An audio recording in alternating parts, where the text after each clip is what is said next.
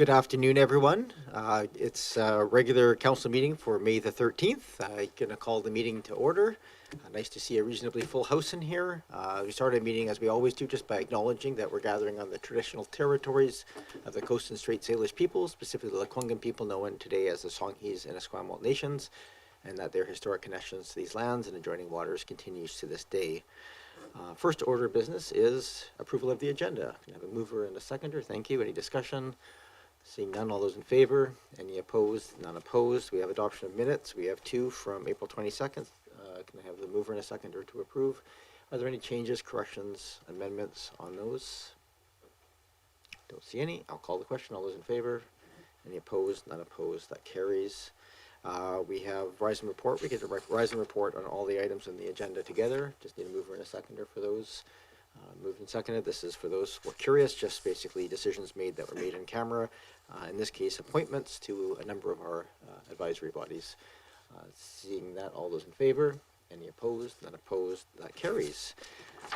Mayor's remarks, and I'll just let people know if you're interested in speaking, if you're online and looking to speak, and the open portion of the meeting, the public input, this is for items not on the agenda. We'll allow public input on the agenda items at the time of the items. But if you're online, you can raise your hand now so you can kind of get in queue for speaking. I have a number of remarks, but I'll try and make them reasonably quick. Can people hear me in the room? No. I don't think it's being Are we getting, is it? that loud. It's not that loud, I have no ability to adjust it here. I'll just speak very loudly to start with, and then we'll see if that works. So I'll project, so that'll be good. Today, it is local government week, so I'm just going to start there, so be nice to us. It is a big agenda tonight, so I'm just going to ask everybody, that's council and public and staff, we invite lots of comments and thoughtful discussion, but we try and be concise and on point so we can get through the agenda items. A number of events happened over the last couple of weeks. There was just want to congratulate the Oak Bay Lawn Bowling Club on their 70th anniversary event that they had for the kickoff this last weekend. There was the 45th anniversary of the St. Christopher's Montessori preschool, which happened as well. There was Camas Day, which celebrates the natural ecosystems at Uplands Park. There's a Royal Victoria Yacht Club opening day in Sail Pass that also happened. And last but not least was the Vancouver Island Science Fair, which happened up at UVic for the region. I was able to attend most of those. We also just got to do, we're starting a program of replacing all of the playgrounds in Oak Bay, which is overdue. And we opened the first of the new ones up at Henderson Park. And it was great, really a nice first taste of accessible playgrounds, so people can wheel on and off and have a accessible platform.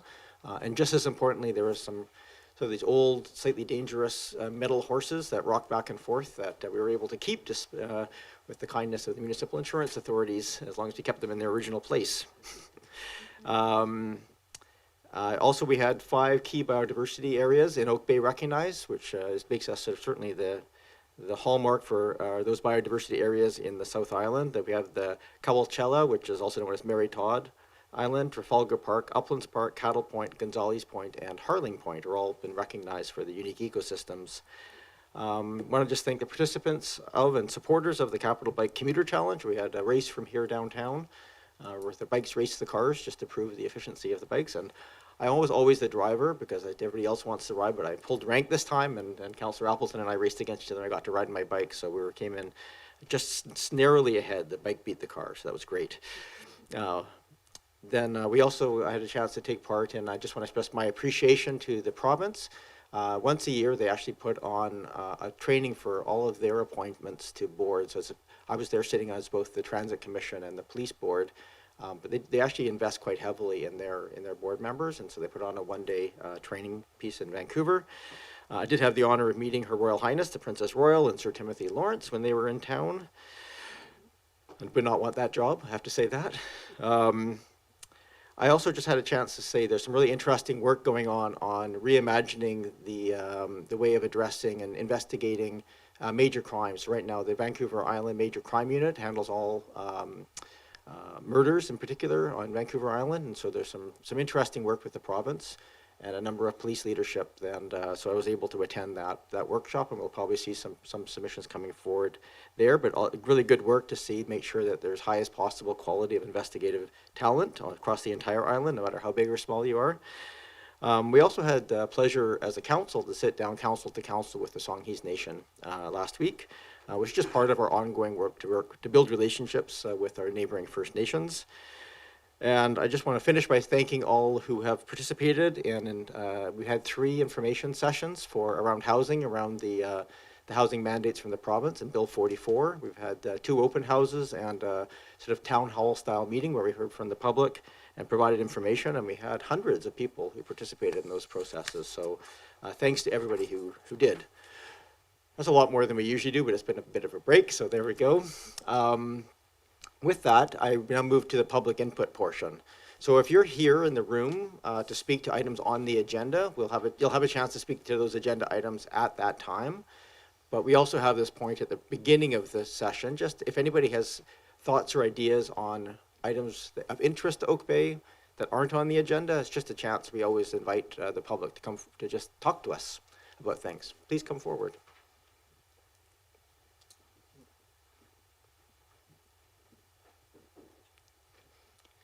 So you're an excellent person to demonstrate this. Name, municipality of residence, and then you have up to 3 minutes. Okay, so it's. Oh, we need to put the microphone on. I used to be a radio announcer, believe it or not. Anyway, so I'm Andrea Careless. I live in Oak Bay, and I'm representing the Oak Bay Climate Force. I will be talking later about the Zero Carbon Step Code, but I just wanted to, through you, Mr. Mayor, ask you, I guess it's a point of order or something like that, but when the Fortis BC representative, Carmen LeBlanc, spoke, that she's an industry spokesman, but she was in the public participation period. So I'm not sure, is that allowed, or was it just a bit of a slip there? You're stretching my memory of when we had that presentation. Okay, But do you want me to tell you? In general principles, when we're doing public input, it doesn't matter. You can be a business representative or an individual representative, as long as you're clearly identified. We allow that input at meetings. Okay. Well, I suggest you think about that, because Fortis already had a chance to provide input to the consultation. Fortis wasn't on the agenda, so the Oak Bay Climate Force, we didn't realize she was coming. So we weren't able to respond to what she said, which will come up later, which was to us clearly incorrect. And so it's kind of frustrating because the public doesn't have much power, but industry does.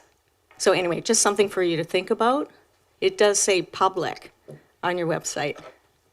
Thank you. Thank you. Anybody else who wishes to address council, any other matters not on the agenda, please come forward.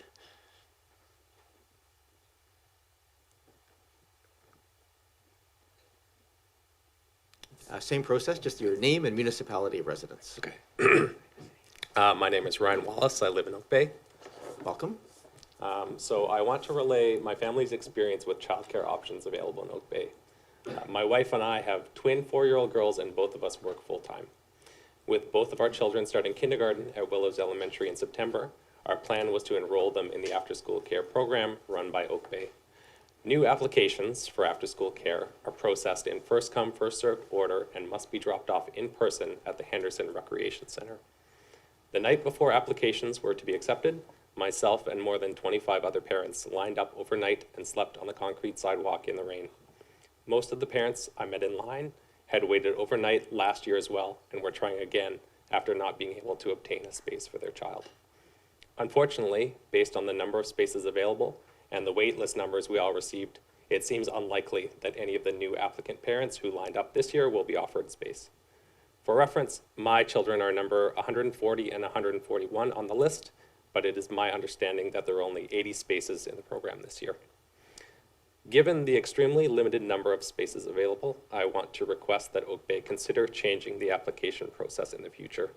In my opinion, implementing a lottery system for the limited spaces available to the new applicants would be more equitable and respectful of everyone's time.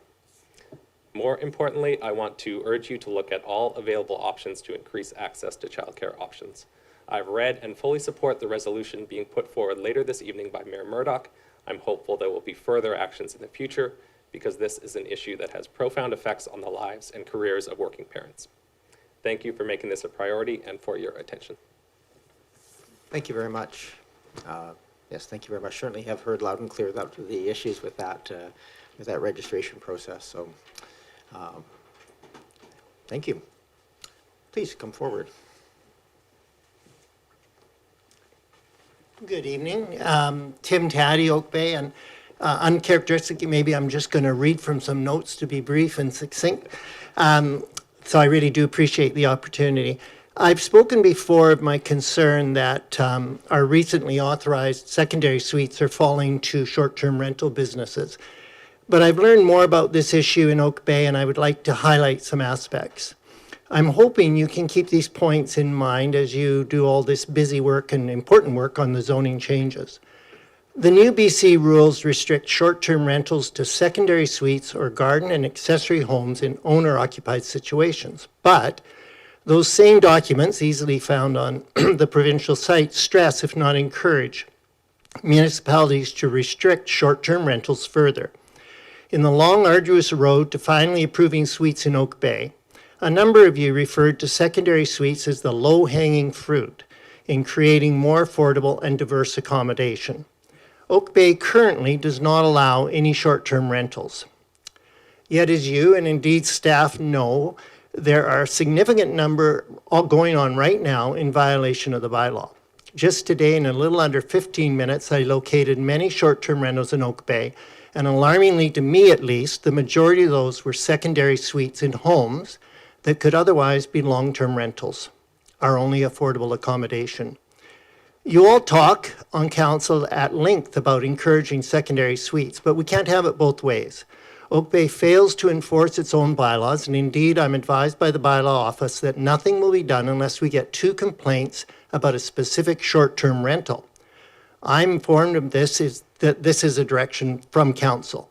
My issue is with a policy that undermines long-term rentals and not at this stage a specific owner. Hopefully we'll be creating more suites in the coming years that are affordable and attract a diverse group of residents that work and live in Oak Bay. Oak Bay will always be in demand for the short-term rental business for all the reasons that we like living here. And make no mistake about it, the rates of $250 to $750 a night that I found just today for 1 and 2 bedroom suites will encourage homeowners to break the law. We are already starting to have the same housing issues for folks that work and provide services in Oak Bay. Places like Whistler, Banff, and Canmore are having those problems. We're going in that direction. If you are true in your desire to encourage more affordability for long-term residents, then please maintain and strengthen the ban. The province will support you. Educate the community on the bylaw, and for goodness sakes, enforce your own bylaws and end this wink, wink, nudge, nudge approach to bylaw enforcement. And the refrain, that we don't have resources and staff is said so commonly, it's becoming a joke in town. I know the financial issues in Oak Bay, and you can action priorities if you choose to. Creating and enforcing bylaws on short-term rental is the true low-hanging fruit you will find in the road to affordability, and thank you very much. Thank you, Mr. Taddy. And I will just throw in there, we do really appreciate there's one positive thing that's coming out of the province is that are those tools that will actually provide a dashboard to see what's happening on that front. Anybody else who has any other issues that are, again, items not on the agenda, but come on forward. Probably figured out the system by now. Just need your name and municipality residence, and you have Hi about all. 3 minutes. My name's Steve Gorham, and I'm a resident of Oak Bay. Steve. Happy Local Government Week. I'll be gentle. We're in the neighborhood at Carnarvon Park, and we've lived there since September of 2000. And we love it there. And I really can't impress upon you how much a 5-story building would ruin that park. I just, I really feel that. The fellow back there who just talked about childcare, we were lucky to get into the daycare center in that park. And my wife and I are going to join the Oak Bay lawn bowling if they'll have us. So it really is cradle to grave. And if you put a 5-star building there, it'll ruin it. It really will.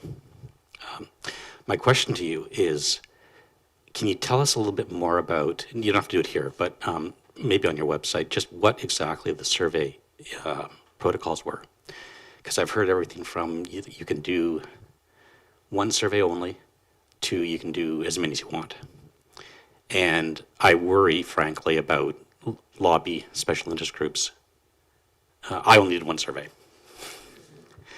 I did it with my heart, but I only did one. And I worry about special interest groups from outside Oak Bay overwhelming you with their opinions. And if that's the primary vehicle of providing input to you, then it'll be biased.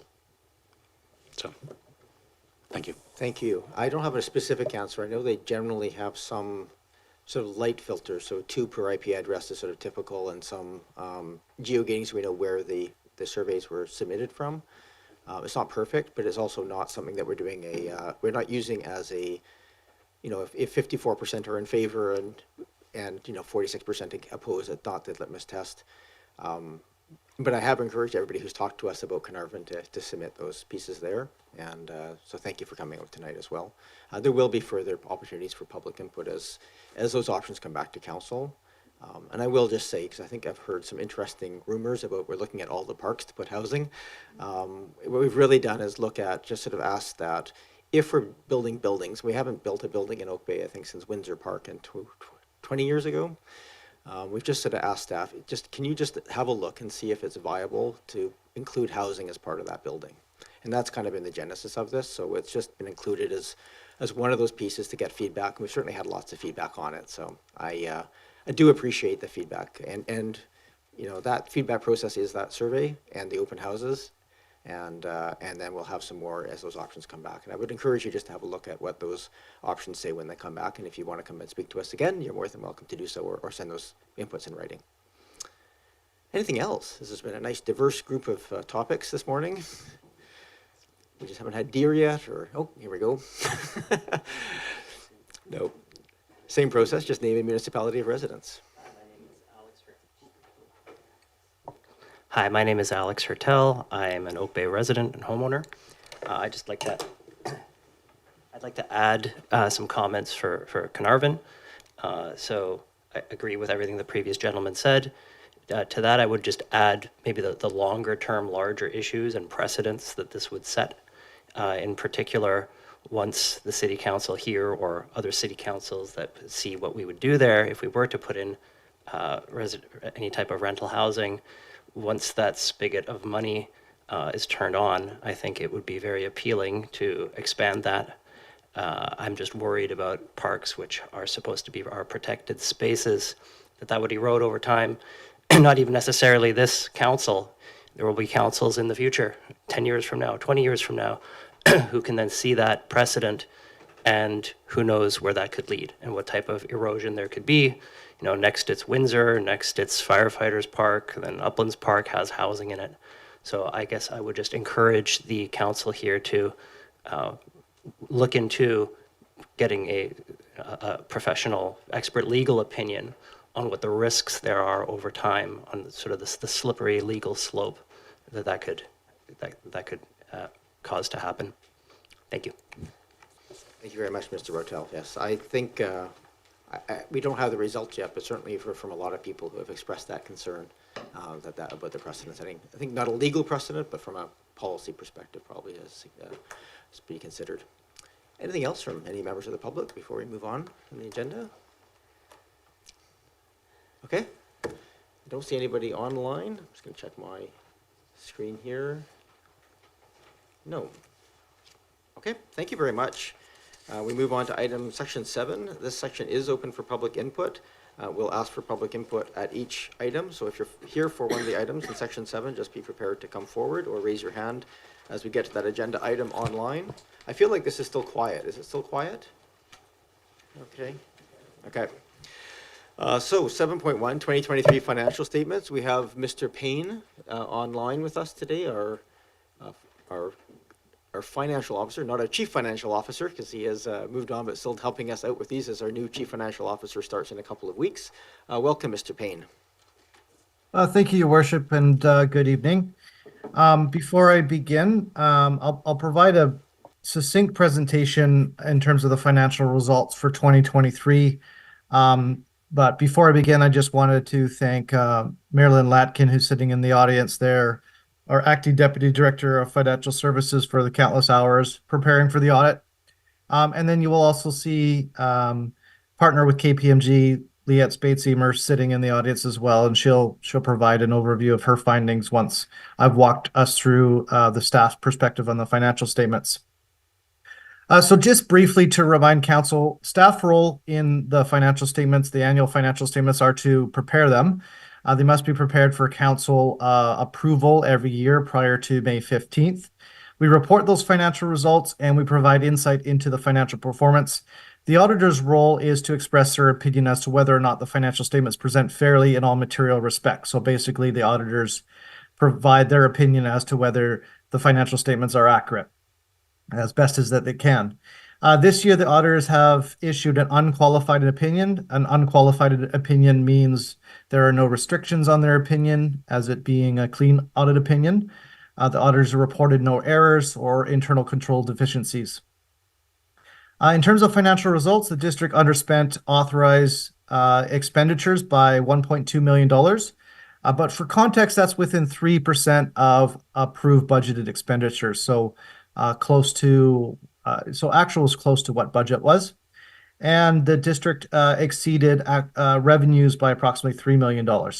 There are some interesting observations that I share with council. Of course, council is free to ask any questions on the financial results. Parks, Rec, and Culture revenues exceeded budget by approximately $700,000. This financial performance left enough funds in the COVID-19 Restart Grant Reserve to fund the operating deficit for the Parks, Rec, and Culture Department for 2024. Therefore, that reserve fund will allow operations to continue for another year without a tax increase.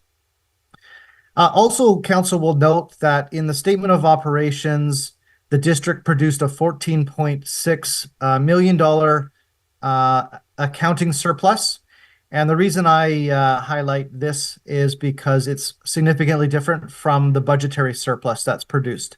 The budgetary surplus in this year is estimated to be about $2 million. So a significant difference between what an accounting surplus means and what a budgetary surplus means. After an accounting surplus is achieved, those funds are spent on capital expenditures or transfers to reserves, debt payments, etc. And so those are really the main differences between an accounting surplus and a budgetary surplus. So a $2 million budgetary surplus result means that there's $2 million sitting in the district's operating fund, which are unrestricted. Council may restrict it by allocating those funds to a reserve fund or using them for other projects. Also, just reported in the staff report is that our investment portfolio diversification is within established policy limits. We report on that because that's a requirement in the investment policy. And then lastly, I'll just talk about a new financial standard that was implemented this year called Asset Retirement Obligation. And basically, this financial standard required that the district recognize the future liability for retiring its assets. In particular, and most notably, the district has to, when retiring its building assets, take care of the asbestos in an environmentally friendly way, and that comes with a cost. So that liability is recognized on the balance sheet, estimated to be about $1 million. So that's a new financial standard that was implemented. And if council could just indulge me for one quick moment, I'm just going to see if I can share my screen to show the financial resources that the financial statements provide in the notes to the financial statements. Well,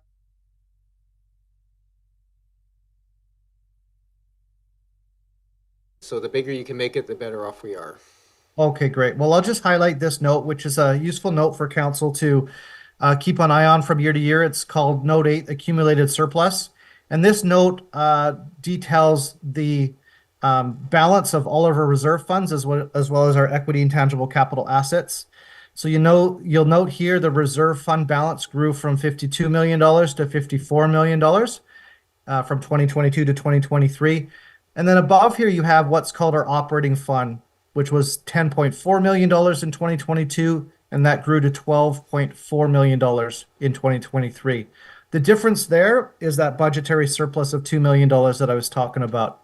So if the district produces a budgetary surplus, you'll see this balance climb, until which time council allocates that balance to one or many of the reserve funds down below. Okay. Above that, you've got your equity and tangible capital assets, which is the historical cost value of your assets. And then below it, you'll see the impact of this new financial standard, the asset retirement obligation. And you'll note it reduces our surplus by approximately $1 million. That was the value of the liability. The reason I'm highlighting this is because although it reduces the value of our organization because it's a future liability, it does not reduce the value of the cash resources available to council to allocate to various projects and moving forward. So that's why your new CFO has opted to report the asset retirement obligation impact separately in that note. Okay, so I'll just stop sharing that, Your Worship, and I'll be available for any questions that you may have. You may choose at this time to ask Ms. Bates-Eamer to provide her comments and presentation.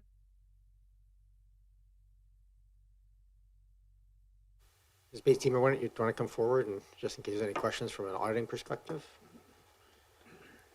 Probably makes sense. Are there any questions of staff to go ahead, Councillor Patterson? Yes, thank you, and thanks to our Director of Finances for his comments. So it's already answered my first questions, so that's good. With respect to the asset retirement obligation, it does state in the report that it's for asbestos, and so I'm just wondering about how we're valuing the retirement obligations. Is it anticipated that there might be other hazards that have not yet been determined and that might be valued at a later date? So in other words, is this a fairly fulsome accounting for this, or will it change over time? It will, of course, as new projects or retirements come on, but just for identification of anything that is existing today. Mr. Paine? Thank you, Your Worship, and thank you to Councillor Patterson for the question. In order to provide the auditors with a satisfactory process and valuation of our asset retirement obligation, we had to undertake a process to ensure that we cast our net wide and included everything that was within scope. In order to do that, we did strike an interdepartmental committee to ensure that diverse perspectives were brought to the table. And in our opinion, we've identified all the assets with potential asset retirement obligation liability. Every year, we will value that as the liability grows. So, for instance, if the cost of retiring our asbestos grows next year, you'll see that liability go up, and that expense is recognized in our income statement annually. Please continue. Yeah, I appreciate that clarification. Thank you. And under just note 11 to the statements, it talks about commitments and contingency for MFA security deposits, and those will increase proportional to future debt for the loan, any debt loans that are taken out. So I'm just wondering how the interest that may accrue on that in future, how will that come into the financial reporting? Mr. Paine? Your Worship, the Municipal Finance Authority operates in such a way that it collects from all municipalities that have debt issuance a debt reserve fund. And that way, if any of the municipalities that receive debt financing through the Municipal Finance Authority, if any of them default on any of the loans, they use that debt reserve fund to pay that loan off. So that just ensures that the Municipal Finance Authority continues with a AAA credit rating. So if that were to happen, let's say totally hypothetically, a municipality wasn't able to pay its financial obligations, then the district may lose some money by virtue of that Municipal Finance Authority debt reserve fund. And because it's unlikely and because it's not quantifiable, it's not recognized as an asset on our balance sheet, but it is noted as a contingent liability in the financial statements. So as those liabilities, potential liabilities, grow in the municipality or in the province through the MFA, that would be noted in the contingent liability section of the financial statement notes. Thank you. Just for my clarification, are we doing a presentation of the audit findings as well, or are we just taking questions at this point? Mr. Paine? Your Worship, I apologize. If you could ask that question of Mrs. Bates-Eamer, I believe she may have some comments prepared, but at the very least, she can answer any questions that you may have. Okay, thank you. Ms. Bates-Eamer, welcome to the meeting. Did you wish to, we have the presentation in our package here, so we have those pieces. Did you wish to either go through that presentation or provide some notes or just answer questions? Up to you. I was happy to speak to just the highlights of that. I didn't want to go through the whole Nope, that'd be thing, great. so Please do. kind of similar to what I've done in the past. Yes, that'd So, be great. just this, in summary, we're complete our audit. We received all of the information that we needed to do our work in a timely manner and to the quality that allowed us to do things efficiently, which was great. In this year in particular, management did do a lot of upfront work with regards to the adoption of the new accounting standard. So we were able to look at that prior to doing our year-end audit field work, which was appreciated. At this point, we are ready to sign our opinion once council accepts the financial statements tonight and collect the rep letter from Christopher. The opinion, as Christopher mentioned, is a clean one, that the financial statements present fairly in all material respects in accordance with the public sector accounting standards. So I believe that our opinion is included in the draft financial statements. Our audit findings report here does discuss the materiality that we used in this audit. So I will usually discuss that with yourselves as our opinion speaks to the concept of materiality. So we used a materiality of 1.2 million this year, which is about 2.3% of total expenses, consistent with the percentage of the benchmark that we've used in previous years. With the materiality of 1.2 million, we do report any differences that we would find throughout our audit work that are greater than 60,000. So you'd get reporting to a much lower level. The materiality figure is really to represent sort of the maximum level of error that could be in the financial statements before a user might change a decision when using the financial statements to make economic decisions. So the report discusses the risks identified in this audit and then our procedures over the sort of areas of audit focus. I won't go through all of those, but we'll just note for you that there was the adoption of the new asset retirement obligation standard, and we're comfortable with the work that was done to have a complete and thorough process of identifying the legal obligations associated with the retirement of your assets, and then the estimating of those costs and recording and disclosing in the financial statements as appropriate. There was also a new standard related to financial instruments. The new standard does require that if you have investments that are actively traded, you would need to fair value them. But since the district doesn't have any of those types of instruments, you're able to continue recording your investments as you have at a cost basis. The new standard did require, you'll see several new pages of note disclosures related to financial instrument risks, and then just a bit more enhanced policy in the accounting policies around financial instruments. As Christopher mentioned, we did not identify any significant deficiencies in internal controls, nor did we have any adjustments this year, which is amazing. Very, very clean audit and nothing to report. In the back of the audit findings report, we do note for you when there is going to be upcoming changes in accounting standards for public sector organizations. And so there are 3 new standards that will have to be adopted next year. A new standard for revenue, treatment of public-private partnerships, and guidance on purchased intangibles.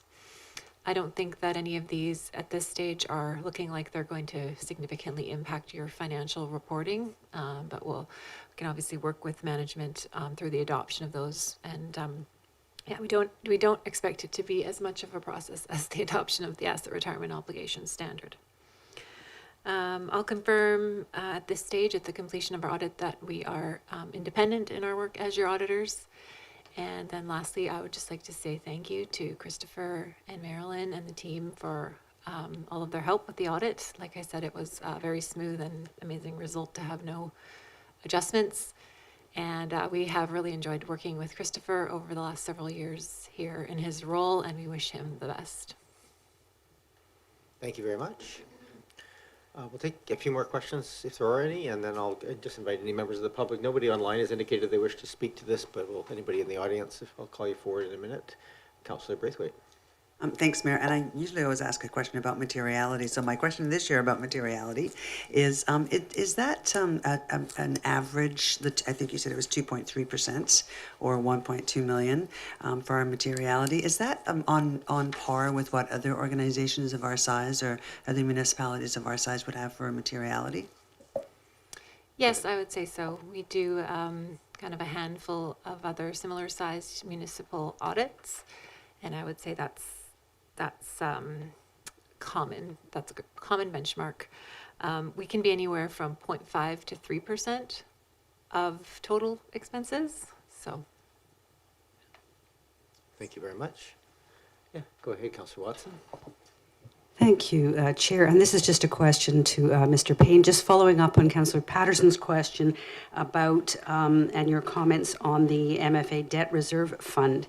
I just wanted to know, and it's really not about the statements, but more generally, if there was some horrible municipal financial meltdown, can the MFA actually require more of a municipality than what is held in that fund, or is that the limit of our obligation? Mr. Paine? Thank you, Your Worship. That's the limit of our obligation. And I should have noted that we actually paid off our debt, so we don't have that contingent liability anymore. But that's the limit of our exposure in that case, directly through the MFA. And I will also note that the MFA, since they have the ability to levy a tax on property taxes, that's their main backstop to financial challenges with municipalities. They can raise funds through property taxes. Thank you. Thank you very much. Councillor Smart. Thank you. Through you, Mayor, to Director Paine, just a question about, in the report, the revenues exceeding budget and the point about the water connection fees exceeding the budget by 500,000. Can I assume that that was equally weighed out against the expenses related to water connection fees, and that's not sort of a highlight to council that maybe the water connection fees are exceeding what they should be with regards to the comment of them being directly from water connection customers? Mr. Paine. Through Your Worship to Councillor. Correct. The amount of additional revenues roughly matches the amount of additional expenditures. It should be cost recovery. And, I've done an analysis on our water recovery. We've been mostly cost recovery on water connections for the last 5-6 years. It's been good that way. With the introduction of new costs for contaminated soil, that has started to slip, which council, of course, addressed in different ways throughout the year. But overall, last year, yes, additional expenditures for connection fees were covered mostly by additional revenues for water connection fees. Thank you. don't see any other hands at the table. Before I go to Councillor Patterson for a second time, I just want to just confirm on page 27 of 73, Mr. Paine, we always have in our accumulated surplus portion questions on the equity and tangible capital assets, which always looks like a very large number, which shows our total surplus as, I think in this case, $98 million. Can you just, for the benefit of the public, go explain how what that equity and tangible capital assets looks like, and where one might find liabilities in the sense of underground equipment and buildings that are at or beyond their expected lifespan? Yes, thank you, Your Worship. So in note 8, page 27, as you noted, there is reported $87.2 million in equity and tangible capital assets. And the 98 includes the operating fund, but the operating fund is actual cash that council can spend. $87.2 million is basically the historical cost of the assets, less the depreciation that is accumulated over the years. So if you bought your assets for $100 million and they've depreciated by 13%, now we report the value at $87 million. Of course, the assets are long-lived, so the value that's reported in the financial statements are quite out of date. So, for instance, if in some hypothetical universe where we were to sell our assets at the current condition, we would sell them for a lot more than $87 million. And the same can be said about the cost to replace those assets. The assets would cost significantly more than $87 million to replace. I believe that answers your question, Your Worship. Let me know if there's further questions. I think that's sufficient, yes. We don't report sort of replacement cost of assets that are end of life in these financial statements. Is that correct? That's just done through our financial plan? That's correct, Your Worship. And if we were to report replacement costs, it would be closer to $700 million less depreciation of, I'm just sort of guessing here, 70% depreciation. So the net value would be closer to $400 million, the net value, but the replacement cost would be closer to $700 million. And we don't report those currently in our financial statements. Yeah, that's fair. Thank you. Councillor Patterson, you want to speak for a second time? I'm going to go to the public. Yeah, thank you, Mayor. I just also wanted to congratulate the staff and thank the auditor for presentation of that part of. But to congratulate staff just on a clean audit. I know it's tough to pull it all together. We've had changes happening lately, so do appreciate that. And also, but since we do have people in the audience and online tonight, I just also wanted to make note that on page 21 of the financial statements, it does a breakdown of the taxation. And I think it's important because people are always saying to me how high their property taxes are. But of course, in note 9 on the taxation, it shows how much we collect and how much is net taxes available for municipal purposes. So although we are collecting almost 60 million, only 35 million is available for municipal purposes. So 40% is paid to external authorities, including 24% that goes for school taxes. So as everything downloads to our municipality, and I know members of the public have heard council members talking about the downloading from the province and from school divisions and whatnot to local governments, our share of the pie has not been adjusted provincially for many, many years. And as things are downloaded, we find that our share of the pie is really getting greatly diluted. So I just like to bring attention to that very important fact. Thank you. Thank you, Councillor Patterson. I'm just going to, is there any questions or comments from the public who wish to talk to us about the financial? Nope, I don't see hands popping up. Anybody wish to come forward? Okay, don't see anybody online with their hand raised. So I'm going to come back to this table. We have just a recommendation here. First, we can start with receiving the report. Moved and seconded. Or should you discuss receipt? All those in favor? Any opposed? None opposed? I'll move that the 2023 financial statements be approved. Moved and seconded. Thank you. And I just want to reiterate what was already been said here. just to Ms. Larkin, the acting Chief Financial Officer, Ms. Bates-Eamer for the audit, and for Mr. Paine, recently departed Chief Financial Officer. Thank you very much for all the work that's gone into this to bring us these clean financial statements. We used to have a lot more detailed audit process, as there's a lot more notes attached, so it's a real treat to be able to have these together. I think I'm ready to call the question. All those in favor? Any opposed? None opposed? Thank you. Special thanks to you, Ms. Lack. Yes, thank you so much for all that work. Carrying the load of the district on your shoulders here in the interim process, so thank you. We move on to 7.2. This is a new policy for consideration, legal expense reimbursement policy. Ms. Plouffe is not here, so Ms. Boyd, is that? Yeah. Thank you, Mayor. So before you, it was back in September 2022 that Council considered a request to reimburse the cost of legal fees for advice regarding whether the member would be in conflict of interest on a matter that was coming before Council. While that request was denied, Council did pass a resolution to direct staff to bring back the policy options and a budget for consideration. The purpose of this report, of course, is to present the draft policy for consideration of Council tonight. I'd like to note in the recommendation, the legal expense reimbursement policy, CAS 015, should actually say 017. So, Thank you for that. thank you.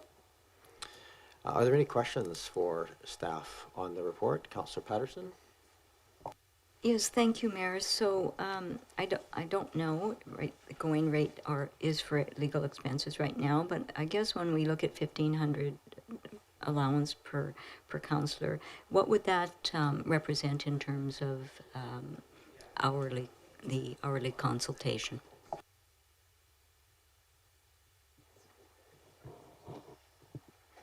Ms. Boyd?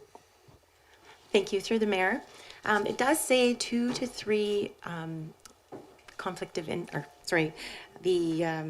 considerations for each council member at $500 each. So that would be $1,500 for each council member if necessary. Thank you. Councillor Watson?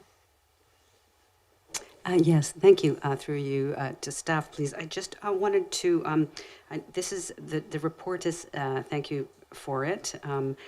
It's titled Legal Expense Reimbursement Policy, but I just want to make sure that I understand that it really only specifically addresses for legal expenses if they relate to conflict of interest queries and not any other legal expense that might, okay. I just comment that I wondered if perhaps maybe that titling could be different because it seems broader when you first look at the report, that it might be something more than that. Yes, so, oh yes, and just a point of clarification in item 4, it talks about not, I think it's meaning to say that you would not, of course, be able to use the city's own solicitor to get such an opinion. And I just wanted to confirm that that is what that is in fact meaning. Ms. Boyd? Thank you. Through the Mayor, we can change the title definitely to accommodate that for sure. And we can make a resolution or we can change it on our own. It's housekeeping more or less. Also yes, number 4 is yes. Thank you. So just a follow-up, if I may, it may be the case that we use different solicitors for different things, and so if this came up and a council was seeking reimbursement, we'd just be advised of who we could or could not tap for. Okay, thank you. For the record, Ms. Boyd nodded for affirmation. That was the case. That wasn't caught on audio. Any other questions? Yeah, go ahead, Councillor Smart. Thank you. Through you, Mayor, to staff. So just to follow up Councillor Patterson's question about legal costs, having looked at the City of Victoria policy that was referenced from 2019 that seemed to be based, their policy seemed to be based on assuming hourly fees of $250 for 2 hours per consideration. I wonder if perhaps the fees might be more now due to inflation from when that sort of precedent occurred. And so I wondered in general if this policy had or should have inflationary a procedure attached to it, or if it would come back each year to be readdressed. Go ahead, Ms. Boyd. Thank you. Through the mayor, the policy can come back anytime if there's a consideration to have more than 3 opinions, definitely. And we can look at that. Or Thank you. Go ahead. Thank you. Through you, Mayor, to staff. I guess that's another interesting question that you brought up, because I think that often the timing is such of knowing that you might have a conflict of interest that you would not be able to come back to council in time to increase that. So that is another consideration that I think is worth looking at when we're thinking about the amount at the table versus the potential hourly fee for a lawyer. If that amount is high enough, considering one would not usually have the time to come back to council to ask for extra fees, because they would need to, according to this policy, have to get a legal fee for something that was on an upcoming agenda. Thanks. Go ahead, Ms. Williams. Thank you, Your Worship. I just wanted to point out, so the policy anticipates $1,500 per member of council per year. It estimates that might be 2 or 3 opinions, but you're not limited to $500 per opinion or $600 per opinion. It's $1,500 per year per council member. Thank you. Anything else, Councillor Smart? I have Councillor Braithwaite. Thank you, Mayor. I've been on council 16 years. I've known one instance where we've actually had to go for, or a councillor has gone for a legal opinion. I'm actually thinking that might be a bit high. So I've kind of got a counter argument to Councillor Smart, because in my thoughts, anytime we just get questions first before we start getting into motivations. That's okay? Okay. Okay, sorry. Anything else? Any other questions? Yeah, go ahead, Councillor Green. Through you, Mayor, to Ms. Boyd or Ms. Williams, did we do sort of a rough estimate of what hourly costs are for lawyers these days? I have some ideas based on my own knowledge, but I just wondered, have we sort of canvassed what is the sort of going rate? Thank you. Ms. Williams or Ms. Boyd? Ms. Williams? Thank you so much, and my apologies. Ms. Boyd had to jump in tonight, and I was a part of this original report when it came forward under Mr. Coates. And Ms. Plouffe's not here tonight, so she's missing this. Yes, there was an assessment done of who provides for legal opinions and the formula that they use to arrive there. We didn't call lawyers because you can find lawyers anywhere from $200 an hour to $1,500 an hour. But $250 an hour is a reasonable rate for a lawyer. I'll just leave it there. I mean, certainly as they're more seasoned, that rate goes up, but a conflict of interest opinion would not be something you would have to take to a seasoned lawyer. Thank you.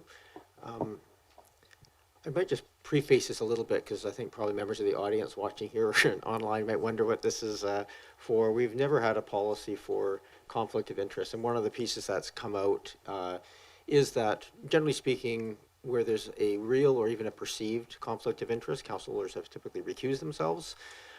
However, you can't unrecuse yourself. So if you recuse yourself because your life situation was you were maybe working for an organization and you wanted to make sure you weren't dealing with it, if that situation changes, you actually can't just declare yourself no longer. I think you actually have to go and get a legal opinion that comes back with it. So you can't deal with changes in your life environment. Even if you've taken abundance of caution, you can't come back from that without a legal opinion. So given that guidelines, this is really the primary driver for this process, is just to make sure that people have the ability of coming back and participating fully in council without having to pay out of pocket, which has been the policy to this point. So I guess there's some context needed here for anybody. Is there anybody from members of the public who wish to talk to us about this policy? And I'll look online as well. Don't see anybody? No? Okay, we'll come back to this table. Councillor Braithwaite, I interrupted you from making comments, so we can start. We can make motions, or you can just you can speak in general broad terms to this. So we should probably get to motion fairly quickly. Thank you. I'll move receipt. Moved and seconded. Any discussion? All those in favor? Any opposed? None opposed? Yeah, I would just, I would look at this and I would think, Mayor, through you staff, that this amount to me, it seems higher than what it would need to be based on past experience with the council. And I think that what I hear staff saying is that at any time we can come to staff and say, could we please add more to this fund? That's what I'm hearing, I believe, from staff, that we could do that. So just for clarification, there's two aspects of this. There's the per person limit, which I think is built into the policy, and then there's also the total amount that we would be including in this to cover up to that amount for a cumulative total for all councillors. So I think for both those questions would be on the hook here. Ms. Boyd? Thank you. Through the mayor. Yes, that is correct. It's $1,500 each or up to the accumulated. So, yeah. Just for the question of appeal, so if one councillor had, in 1 year, had more legal expenses than that, the process would they be unable to or able to, under this policy, appeal to council for further remuneration? Yes, you can come and appeal. You can appeal to council. Thank Okay. you. Thank you. Yeah. Any other? We have a motion on the floor, so we can talk to the motion. Go ahead, Councillor Green. Oh, sorry, there hasn't been a motion made yet, so.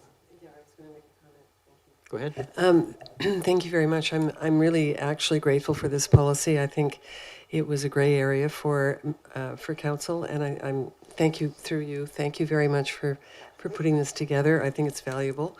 I also think the amount per councillor is not untoward. I'm aware and have recent information that legal fees now range anywhere from $300 to $600 an hour. So I really don't think the $1,500 per council member is untoward. And I think it's a good idea to have the policy. We didn't have any guidelines, and I think it's difficult. And our landscape is much more complicated than it used to be in terms of local government. So I think it's it's a form of insurance. Thank you. Thank you. You spoke in favor of a motion that's not yet made. Would you like to move the motion that's in the agenda? Oh, I thought I was just commenting. I'm just trying to move this forward, so if you're willing to move the recommended. I will move the motion then. Thank you. Thank you. So this is be approved as presented and approved through the funding through the current budget and funding in the amount of $10,000 in the 2025 financial plan. Second. Moved and seconded, so thank you. You've already commented, so any, Councillor Watson? Yes, I'd just like to move an amendment to the motion, just that as follows, that the motion actually start by reading that legal expense reimbursement policy for conflict of interest advice be approved as presented, which suggests a renaming of the policy. I'll Mover accept amendment? that. Thank you. The seconder? Yes, thanks. Okay. So changed, so it's clearer. Thank you. Did I see any other hands for comment? Councillor Patterson? Yes, and I do appreciate staff bringing this forward because there was no policy before, and then we tried to handle things in process or after the fact, which is certainly not the best way to deal with it. And while I agree with Councillor Braithwaite, these monies have not been expended in the past, but the amount that we're basically including in the budget, $10,500, I don't think would purchase a lot of other district assets if it wasn't set aside for this, and if we don't use it, it just goes back into the surplus. So I think that this is a good starting point. If in the future council deems it necessary to change it, we can bring it back. But I do appreciate that at least now there is a policy set forward that we have for reference. So I thank staff for that. I don't see any other hands popping up. I will just say I support the resolution. I do think that the total funding amount could probably be lower, just because I don't think, it's entirely possible that one or even two councillors might be in a situation of complexity in a given year and might use up their $1,500 each. It's hard to imagine a situation where all councillors all have to go through multiple things, and so we're essentially guaranteeing a surplus from these funds on any given year. So I would probably prefer a number closer to $5,000 in the budgetary amounts, although the per person amounts, I think, are the appropriate amounts that were listed here. I'm not going to make a motion to amend, but if anybody else does, I'd take it. But generally speaking, very supportive of the motion of this. As I said before, this is something that we don't want people to be in a position where they can't unrecuse themselves in particular. I think that's the critical thing. I always encourage everybody to be cautious in their approach, so always recuse themselves if they think there might be a conflict of interest. But if those things change, it's important to be able to come back to this table and have everybody at the table that's possible. Don't see any other hands popping up, so motion is made and seconded. I will call the question. All those in favor? Any opposed? None opposed. That carries. Thank you, everybody. We move to section 8. These are fairly procedural for the most part, although a couple of the ones at the end are not. We've had first, second, and third reading of a number of bylaws. We have to take a break, and we're back here for adoption of a number of these bylaws. I'm going to ask that they be read out, and so we'll have a mover and seconder for adoption on these. So please, Councillor Braithwaite. I'll move that the 2024 to 2028 financial plan bylaw number 4860/2024 be adopted. Moved and seconded. All those, we don't usually debate on adoption, but I'll look for hands just in case. Seeing any, all those in favor? Any opposed? None opposed. 8.2. I'll move that the tax rates bylaw 2024 number 4861 be adopted. Moved and seconded. Thank you. Not seeing any hands. All those in favor? Any opposed? None opposed. That carries. 8.3. I'll move that the Boulevard Frontage Tax Amendment bylaw 2024 number 4866 be adopted. Moved and seconded. Thank you. Seeing any hands? No. All those in favor? Any opposed? None opposed. That carries. I'll move that the Public Sewer Bylaw number 3891/1996, Amendment Bylaw number 4863/2024 be adopted. Moved and seconded. Thank you. Hands? No. All those in favor? Any opposed? None opposed. Moving to 8.5. I'll move that the Water Rate Bylaw number 3370/1981, Amendment Bylaw number 4864/2024 be adopted. Moved and seconded. Thank you. Seeing hands? No. All those in favor? Any opposed? None opposed. That carries. All right, those procedures down. We have two other items that are not subject to public input, or I guess actually a few more. One is appeal of decision for birch tree removal for 3225 Exeter Road. We have Mr. Heideley on here. I'm assuming, given Ms. Plouffe is not here, should I go directly to Mr. Heideley, our Manager of Parks? Welcome. Thank you, Mayor Murdoch. Can you hear me? We can, thank you. Yeah, on the agenda for this evening is a decision to appeal the parks manager's a decision in regards to denying a tree permit for 3225 Exeter Road. And this particular tree didn't fit into any of the categories in our tree protection bylaw to allow us to go ahead and issue a permit. That's 9-2A. A to J. So it has come before council for reconsideration. Thank you. We have the report in front of us and the letter from the applicants. I see they are also, the Dendes family is online here as well to be able to speak. What I would do, we have the written letter, so what I'll allow is for members of the public, or members of council, sorry, if they have questions for the family to be able to ask those questions as well. I might just ask for allow for a general statement as well. But go ahead, Councillor Green, did you have questions?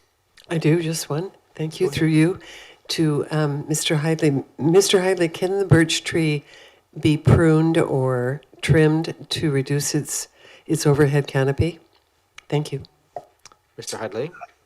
Through the mayor, thank you, Councillor Green. It could be, but it's very close to the sidewalk and it would disfigure the tree. Thank you. Thank you. Are there any other questions for staff or the applicant? I'm just, I see the Dendes family is here with us. If you want to unmute yourself, if you wanted to say a few words, we do have your written letter, so we just ask that you don't repeat that. But if you want to add something to it or just make a brief statement, you're welcome to do so. Welcome. Thank you. It's been so long, I can't remember what we wrote in the letter, but just briefly, we have trimmed the tree. We have tried to prune the tree. We've tried to take best care of the tree so that it doesn't have any issues, except it is causing tripping hazards for our daughter who has a mobility issue, and so we're trying to replace the tree. So that's why we're appealing to you to give us an exemption to your permit policy so that we can replace the tree with a safer and better tree in the long run. Thank you. Can you just outline for us what that replacement tree would look like? Is it just be located a little bit further away from the sidewalk and be a different? Probably a different tree that doesn't shed branches. Like this tree that we have, numerous branches fall from this tree constantly. It doesn't have to be a windstorm. They just fall, and they fall in the middle of the night, whenever. Our daughter sometimes trips over those branches because, we try to clean it as best we can, but we can't foresee all the branches that fall there. And so we'd like a tree that does not shed branches. Leaves are fine because they're easy to manage, but there are these thin little branches that are about 1 to 2 feet long or more. And what happens is with the wind, they get clustered and then they get entangled in her feet, and it's hard for her to move through them. So it would be a replacement with a proper size tree, and we could consult with Mr. Hidley on what would qualify as a replacement tree, but that would also be safe. So that's what we're looking for. Thank you very much. I'll come back to this table again. Councillor Braithwaite? Thanks, and through you, Mayor, to a question to Mr. Hidley. Do we know how old this tree is and how tall this tree is, Mr. Hidley?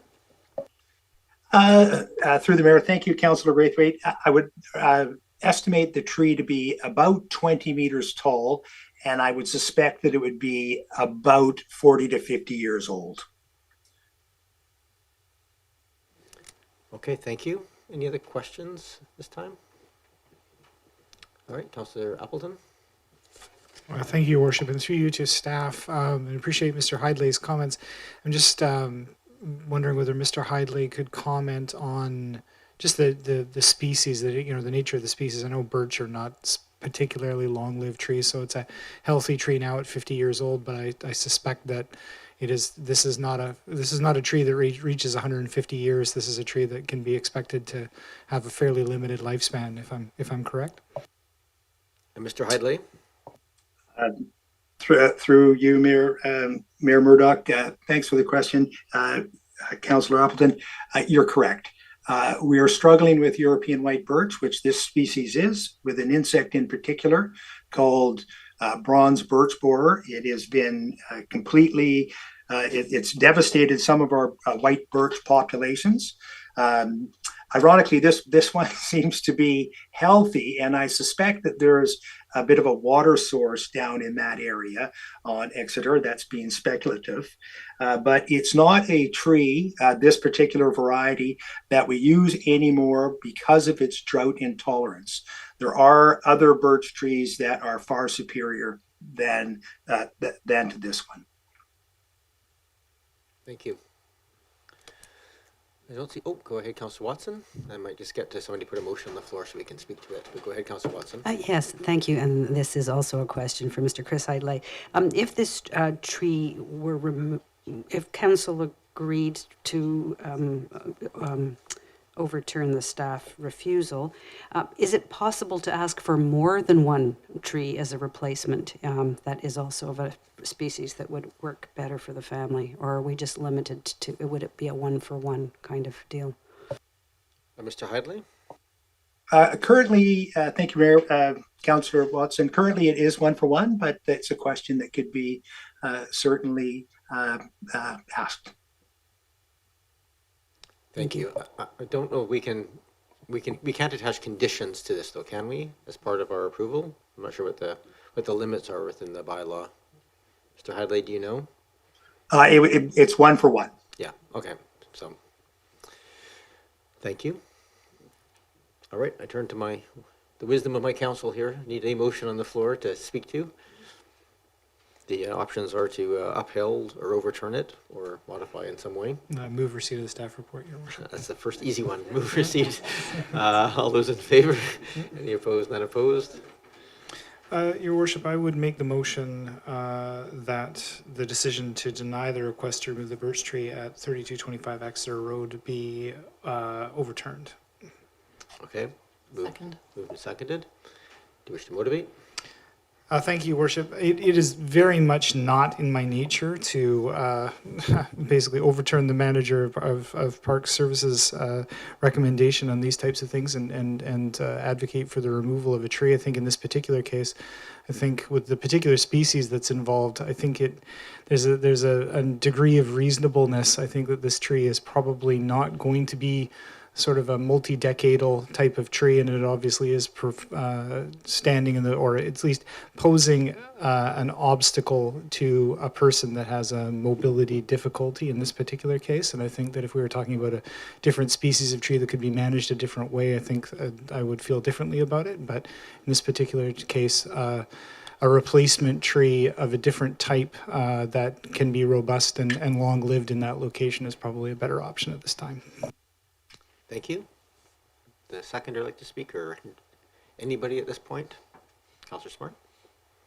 Yeah, thank you. I echo Councillor Appleton's comments about the tree being not having a long future ahead of itself, and also as much as we try to create these rules to preserve tree canopies, sometimes there is, as was stated, a common sense or a human aspect that the rules cannot foresee. Thank you. Thank you. Councillor Watson? Yes, thank you. I would, I'm happy to support this motion, but I do know from visiting the site that in this particular very micro location in the neighborhood, there isn't much tree canopy. And so we're going to lose a mature tree. And so while I understand that we can only require one replacement tree, I would like to say that I would like to encourage the homeowners, if they got the request, to think about more than one tree here, because it is an opportunity to add to our tree canopy, subject, under our policy of trying to work towards 40% coverage by 2045. So while as I've said, we can't require it, I think it would be a nice thing to ask. Thank you.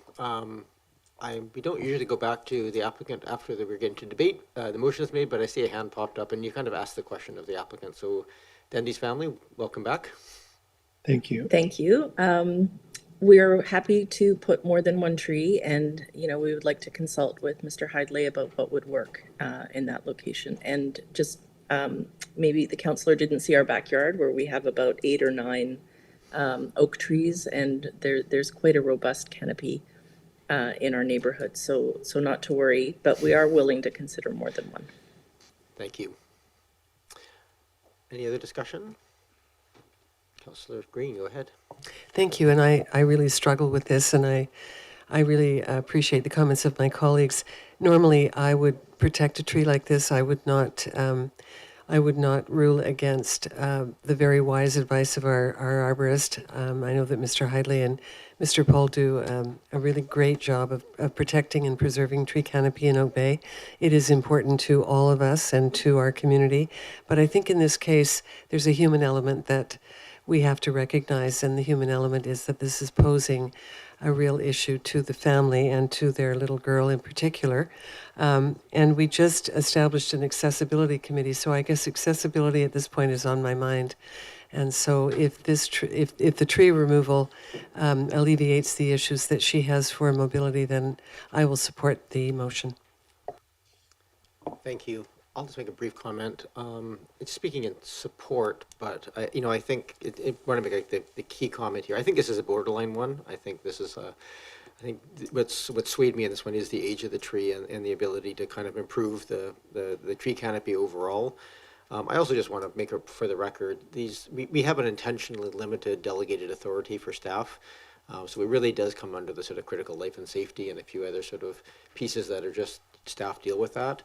All these edge cases end up coming to council. So I don't think of it as disregarding the recommendation of staff in this case. I take it as the policy is built in a way that is allows for staff to deal with the clear cases and allow those slightly murkier ones to come to this table, and that's the process. So I'm very appreciative of all that staff do. I think they understand this process very, very clearly, and I hate to think of this as overturning a staff recommendation as much as it is just the appropriate process for us to deal with.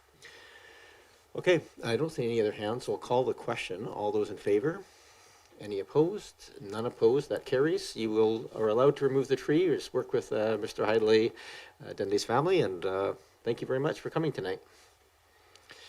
We move to number 8.7, which is spruce tree removal, sort of similar. Mr. Hidley, this is a spruce tree removal at 2467 Mowat Street. Thank you, Your Worship. Same, little bit of the same scenario where we have a healthy spruce tree in the rear yard of the property. My understanding is the deck was extended. Some pruning was allowed in the past to give some clearance for the deck, and the sap from pruning cuts is now dripping onto the new deck surface. So the applicant has requested a removal of the tree. And again, nothing really fits 9.2 of the tree protection bylaw that allows me to move forward with a approval of a removal without sending it to reconsideration to council. Thank you very much. Are there any questions? Go ahead, Councillor Patterson. Yes, thank you, Mayor, and through you for our staff. There was a reference in the report to council about the impact of, well, it's I guess from the letter from the applicants, the impact of mite infestation that would need to be treated, and I'm wondering if our parks manager could perhaps speak to what that infestation would do to the health of the tree, or any comments that they could share with us that could just enlighten us on this. Sure. Mr. Hidley? Thank you, Your Worship, and thanks for the question, Councillor Patterson. Many spruce trees will have a level of mite infestation. It's an insect that is incredibly difficult to control, although there are miticides that are used sometimes. Unfortunately, many aren't allowed under our tree protection bylaw, but the tree exhibits relatively robust health as it is right now, although you could say there's some mild discoloration in the foliage when the actual mite is active. Thank you. Any other questions? The applicant isn't here. They were unable to attend, but did ask that their letter be read and considered. Councillor Smart? Yeah, thank you. Through you, Mayor, to Mr. Hidley. I just had a question with regards to the tree protection bylaw. Just being familiar with some bylaws in other municipalities that have rules around if a tree is within so many meters of a building, that it would allow for removal of that tree. And just wanted to clarify, do we have any stipulations around the distance from a tree to a structure that would allow for removal?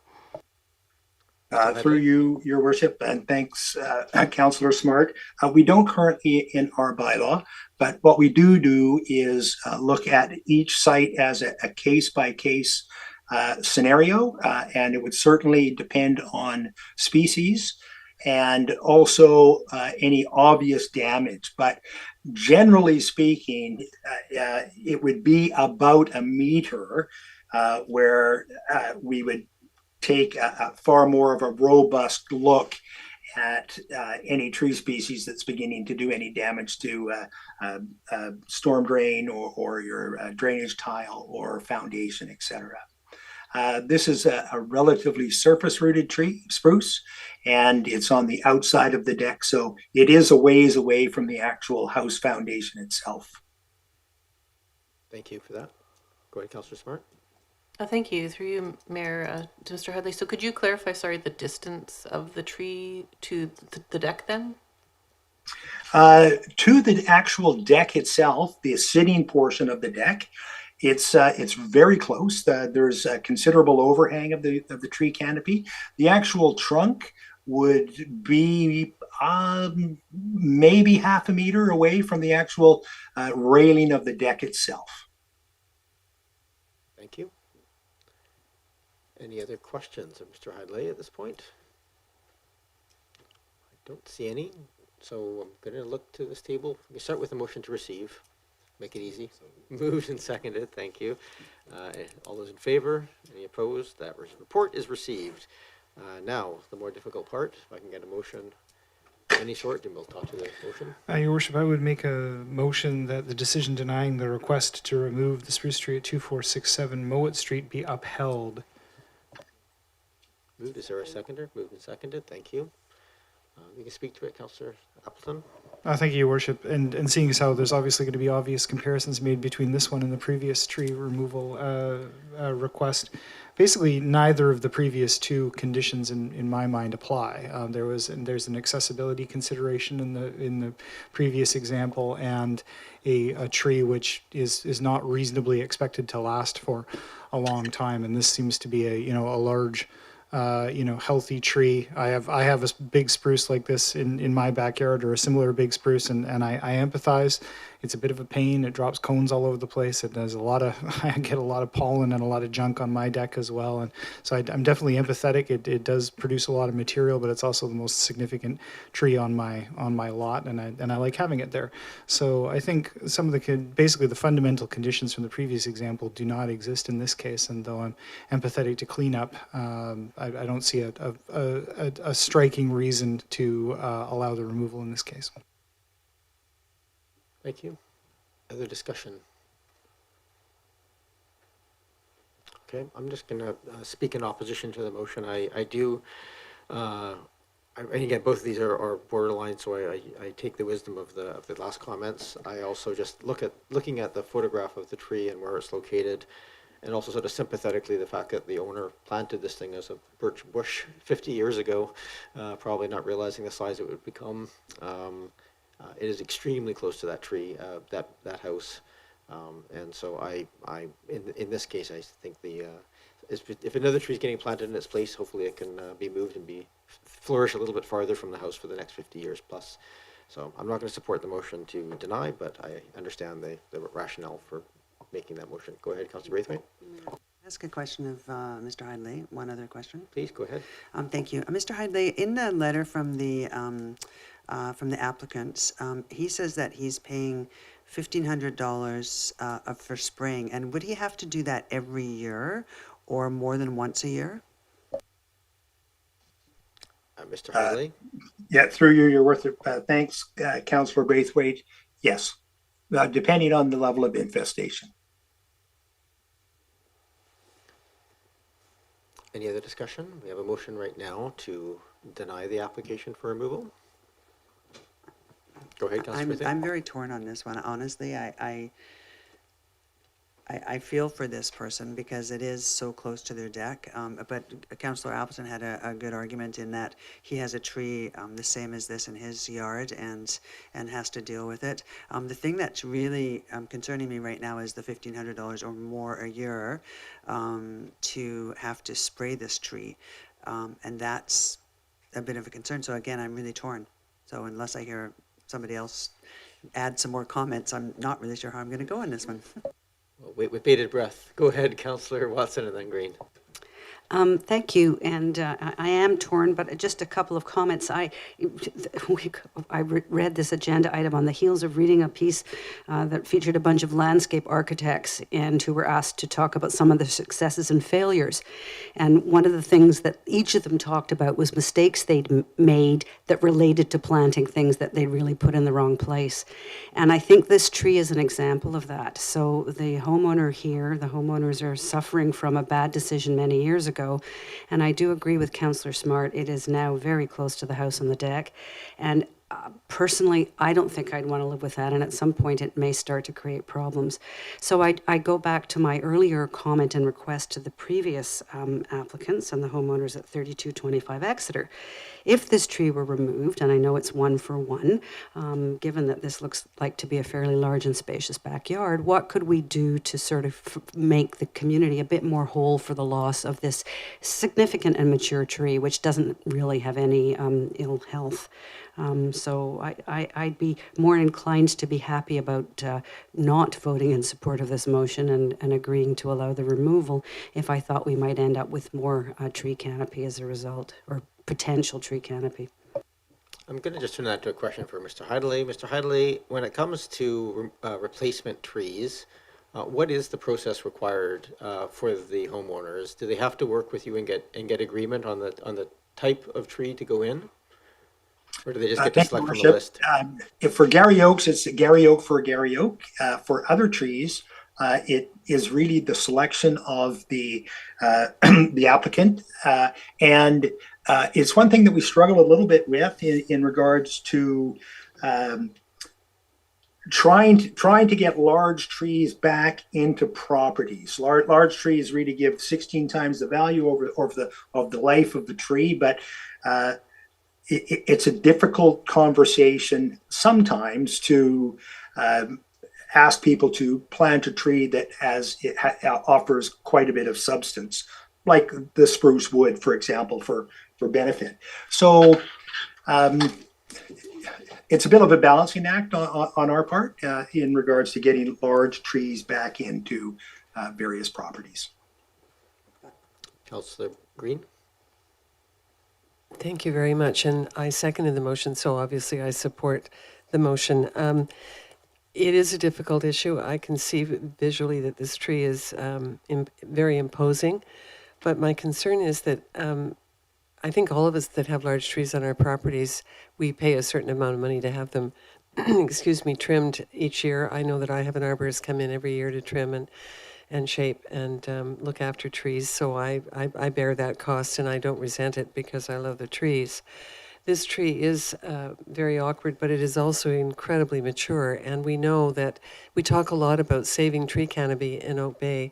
There are so few mature trees like this on lots that it really is quite a special tree in that regard. But I am empathetic with the owner. However, I think we have to be careful that we don't start setting precedents around losing mature trees that are close to structures. Otherwise, a lot of trees would be vulnerable. So I will support the motion because I value the mature tree. We also know that tree canopy, large trees in particular, cool a community. Where you have healthy tree canopy, you have much cooler communities during heat events, and it looks as though we're going to have a summer of heat events. Thank you. Thank you, Councillor Green. I'm going to go to Councillor Smart for the first time speaker, and then I'll come to you for a second time, and then I'd like to get to the question. Go ahead, Councillor Smart. Thank you. Through you, Mayor, is it permissible to ask one additional question? Through you, Mayor, to Mr. Chris Hindley. I just wanted to know, is it possible for the applicant to apply to prune the tree more significantly around the deck to mitigate some of these issues, or would the pruning also likely be denied under the same reasoning? Mr. Hidley? Through you, Mayor Murdoch, thanks, Councillor Smart. Because of the proximity of the actual tree trunk to the deck, what we would see is more of the same, which is sap flow from the actual pruning cut landing on the deck itself. So it would be a difficult objective to achieve successfully there. Councillor Braithwaite and then Patterson. Thank you. Just quickly going on what Councillor Watson was saying about the type of tree that would replace it. I think there is an approved list of trees that Mr. Hidley would direct them to choose from to replace that tree with. Is that correct? That is correct, yes. But they're not necessarily the same scale or size. Yeah. Councillor Patterson? Yes, thank you, Mayor, and I will speak against the motion. I think that in this case, the tree is significantly close to the house, and in fact, if there was any change to the house, there's any expansion, or even if the house changes, it could very likely that tree would come down. But the main reason is because it is so close to the deck, and the significant cost to deal with not only pruning but the treatment for the mite infestation presents such a hardship. And my concern about this, and I generally support always maintaining the trees if we can, but I think that when it does become a hardship like this, we then have the alternate dilemma of of people hesitating to plant trees, because if they do happen to plant a tree that becomes problematic or a hazard in any way, I just think that if we can't find any grace for some of these, that it doesn't encourage the planting that we hope that will be embraced by members of the community.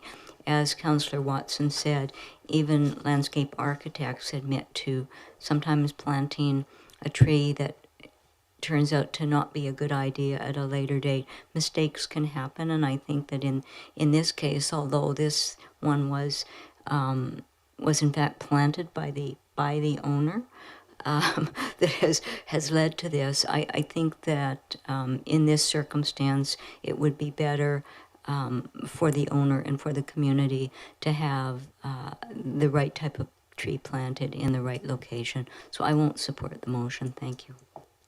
I think I'm almost ready to get to call the question, but go ahead, Councillor Smart, for a second time. Yeah, thanks. I just wanted to indicate that I will be voting against the motion due to proximity to the structure, the potential damage to the structure, and the inability to prune. Okay, we have a motion. Go ahead, Councillor Green. You wish to speak again? It's just a quick question. The owner is not required to replace this tree, though. Is that correct? They are. One-to-one replacement is required. They are required. Okay, thank you. Yes. So it's good to be clear on that one.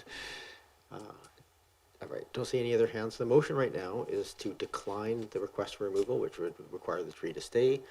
If it passes, all those in favor and those opposed. I have Councillor Watson, Patterson, Smart, Braithwaite, and Murdoch opposed. That fails. I need another motion then in the opposite direction. I'll make the motion that the staff recommendation be overturned. Moved and seconded. Thank you. I think we've talked through this one. Is there anybody else who wishes to speak to it? All right, I'll call the question. All those in favor?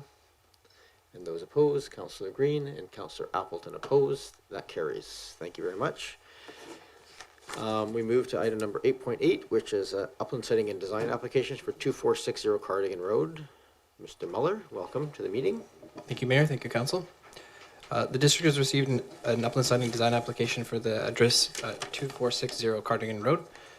The application is for a proposed, the application proposes renovations to the accessory building as well as the installation of a pool and landscaping features. The applicant has, the parcel currently contains a home built in 2015, and the accessory building predates that home. The plans and necessary documents have been reviewed by the planning department, and staff feel that the application is supportable. On April 9th, the application went before the ADP, and they provided recommendation for approval. And if there's any questions, the applicant's agent is here with us to answer those. Thank you, Mr. Bourset, is that correct? Yes. Okay. Bourset. Yes, Bourset. Bourset, thank you. This is not a terribly complicated application, so we'll just see if there's any questions for the applicant or staff. Councillor Smart. Thank you. Through you, Mayor, I just had one question for staff, and it was just around fencing and child safety with a pool, and I just didn't clearly see in the drawings. Is it that the front of the property is fenced off, and therefore there's no sort of fencing required around the pool, or do our bylaws not require that? Mr. Muller. Through you, Mayor, thank you for that question. During the zoning review, there was noted that the fence was not included in the plans, and so the applicant adjusted their plans to put fencing on either side of the house, located kind of halfway through the property. So it's not directly around the fence, but it does meet the requirement of fencing for pools. Thank you. Any other questions for the applicant or staff? Proceed. Proceed moved. All those in favor? Any opposed? None opposed? Thank And you. I'll move that council approve upland siting and design application ADP 00172 for the renovation improvements of the accessory building now and installation of a pool and landscape features for their property located at 2460 Cardigan Road. Moved and seconded. Any discussion? Councillor Watson. Yes, I'd just like to say that as council liaison to the ADP, I was there when the panel discussed the application. There was a pretty short discussion and really no major concerns, and they moved quickly to recommend adoption. So I am not bringing any new information from that wouldn't support the decision to go ahead with this. Great, thank you very much. I like moving things that are straightforward quickly, so we're going to call the question. All those in favor? Any opposed? None opposed? That carries. Good luck with the project. Thank you very much. You're welcome. They're not always that easy, so. Moving to 8.9, we have a covenant amendment application. We have Mr. Green here, our Deputy Director of Community Building and Planning, but Councillor Smart needs to just recuse on this item. Please go ahead, Councillor Smart. Yeah, thank you. I'd just like to recuse myself due to a perceived non-pecuniary interest related to my employer. Thank you. I'll give you a second to leave the room.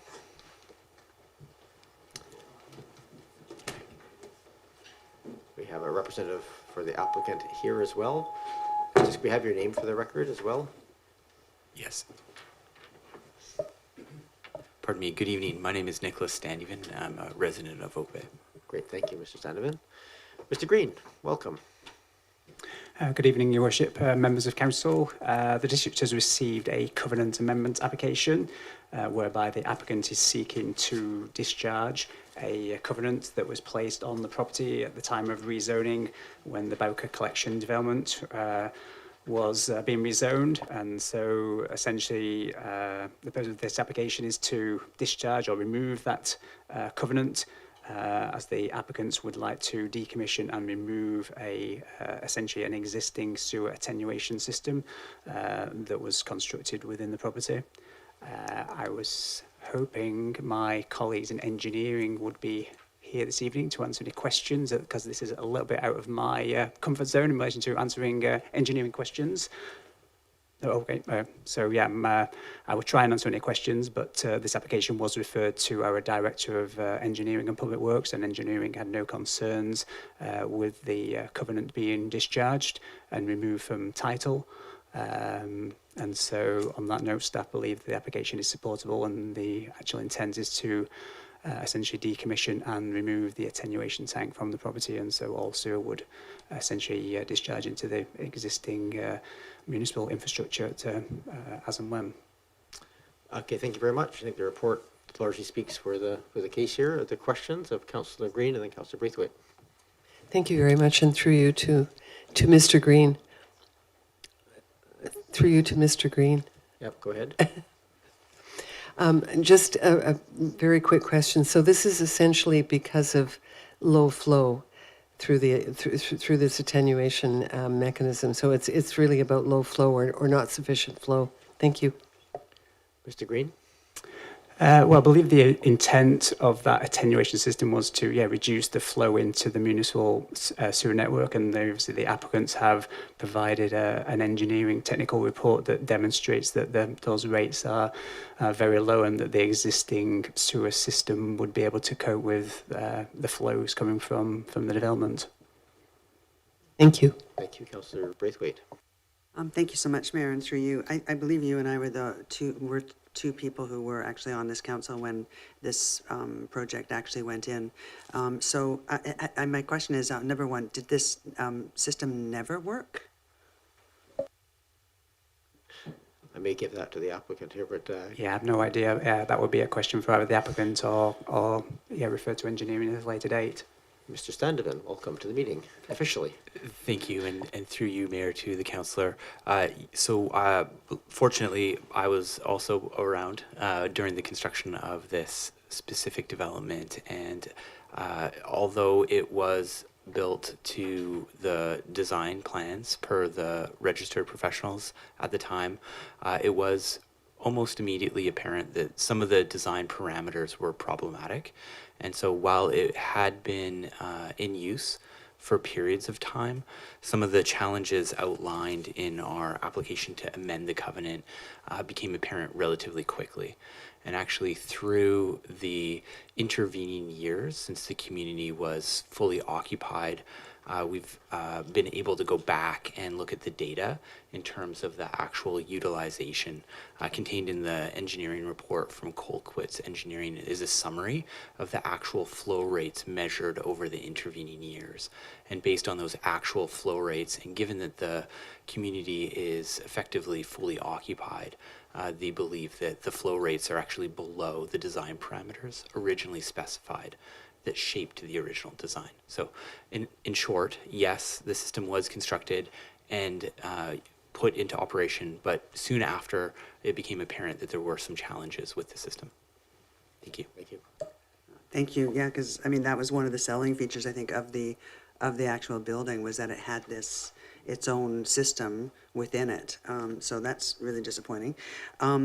My other question would be, and this would probably go through to our staff, Mayor, what would happen as more, I mean, obviously we have a housing initiative that's coming up, and that is a corridor that I would imagine that will get some increased density along that corridor. So what happens as more units get added to our system there, and if we're adding now the Bowker into our system, what will that do for the future units coming in? And is there a way to then go back to the Bowker and say, you know what, now we're overwhelmed, can we open that up again? Or is once we say it's done, then it's done? Go ahead, Mr. Green. Well, to answer the second question, if council discharges the covenant, then we can't go back to a property owner and seek to incorporate a new attenuation system in relation to the broader question of new housing units. Then obviously each application is looked at on its merits in relation to the implications of that proposed development on the district's infrastructure system, and we then receive comments as to whether there is any upgrades required or if there is no upgrades required, and then we pass those comments back to the applicant to address as part of their application. Obviously, depending on the type of application, if it's a rezone application, then we have obviously greater ability to negotiate improvements or to upgrades, as opposed to through building permits, when our ability to secure on-site or off-site improvements may be more limited in the current time. Obviously, there are some subsequent changes coming forward with Bill 16 in relation to works and services requirements that the province has recently introduced on April the 25th, which will allow us to seek upgrades to infrastructure systems at building permit stage. And we obviously believe that there is some infrastructure capacity modelling taking place, and a report is likely to come forward on infrastructure capacity and the state of the infrastructure in the near future. Thank you.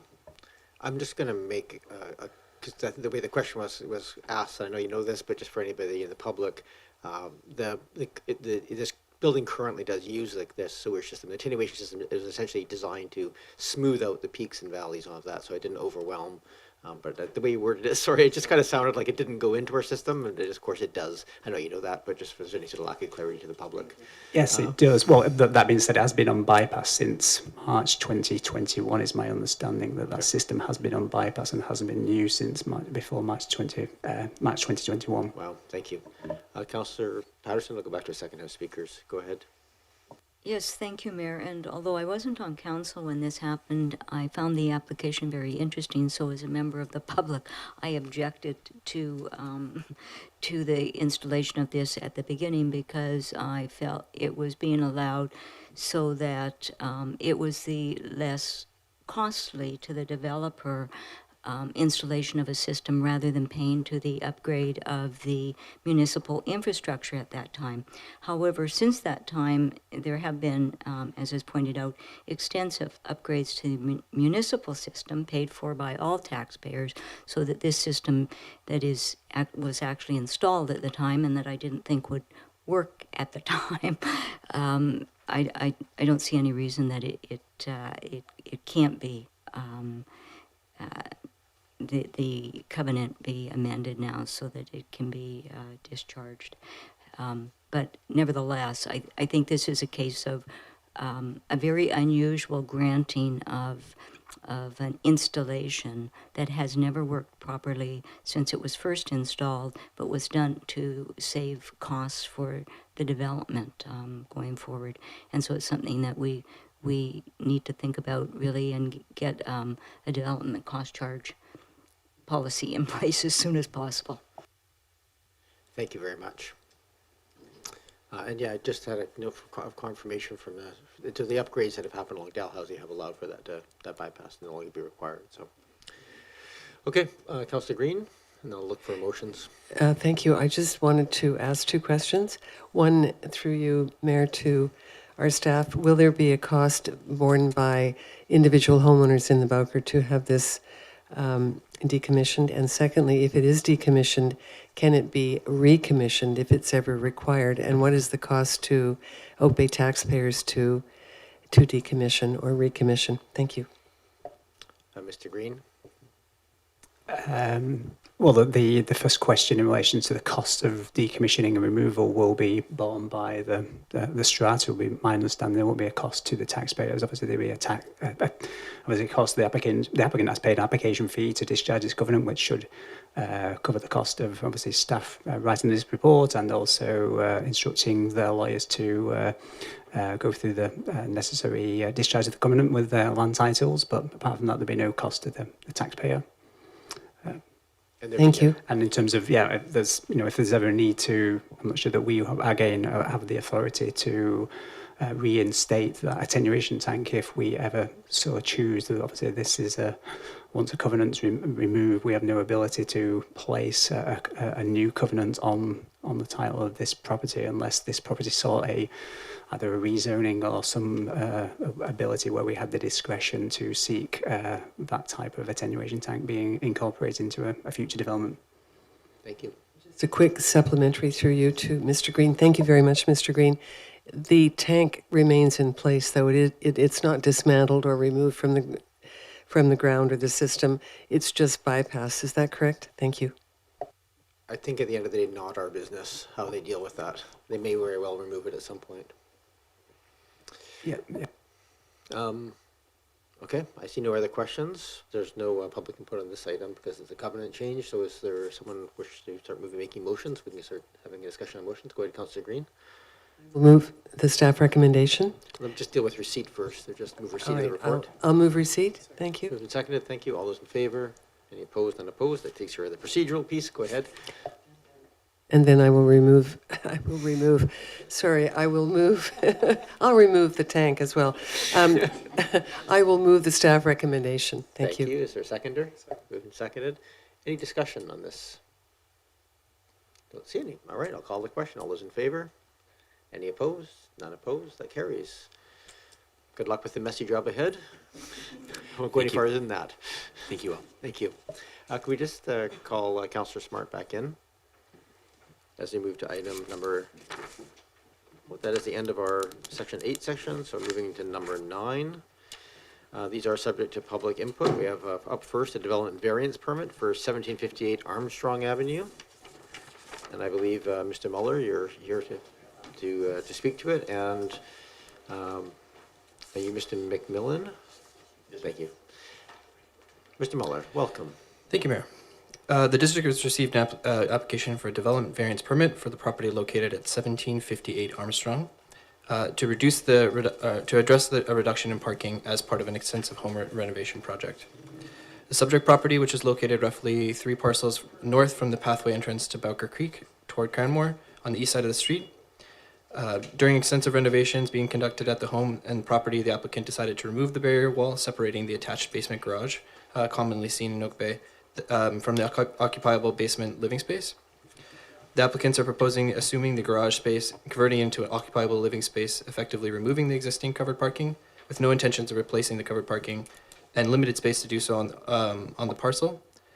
The applicants are requesting a variance to Section A1 of the Parking Facilities Bylaw, relaxing the requirement for half of the required parking to be covered. In addition, the variance to cover parking, the applicant is requesting the relaxation of the parking stall requirement, for which all single-family zones, there's 2 stalls required for each housing unit.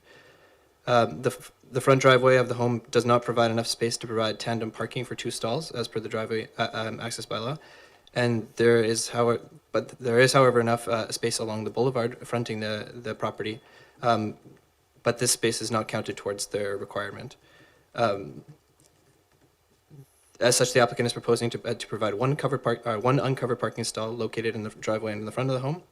It's worth noting that the Armstrong is a permit parking street where the homeowners can obtain a permit to park in front of their home for an extended period of time. Staff have reviewed the proposed plans and the relevant documents, and after consulting with relevant departments, feel this application is supportable. Thank you. Fairly straightforward ask. So is there any questions from members of council to either the applicant or to the staff? Councillor Braithwaite. Thank you, Mayor, and through you to either staff or the applicant.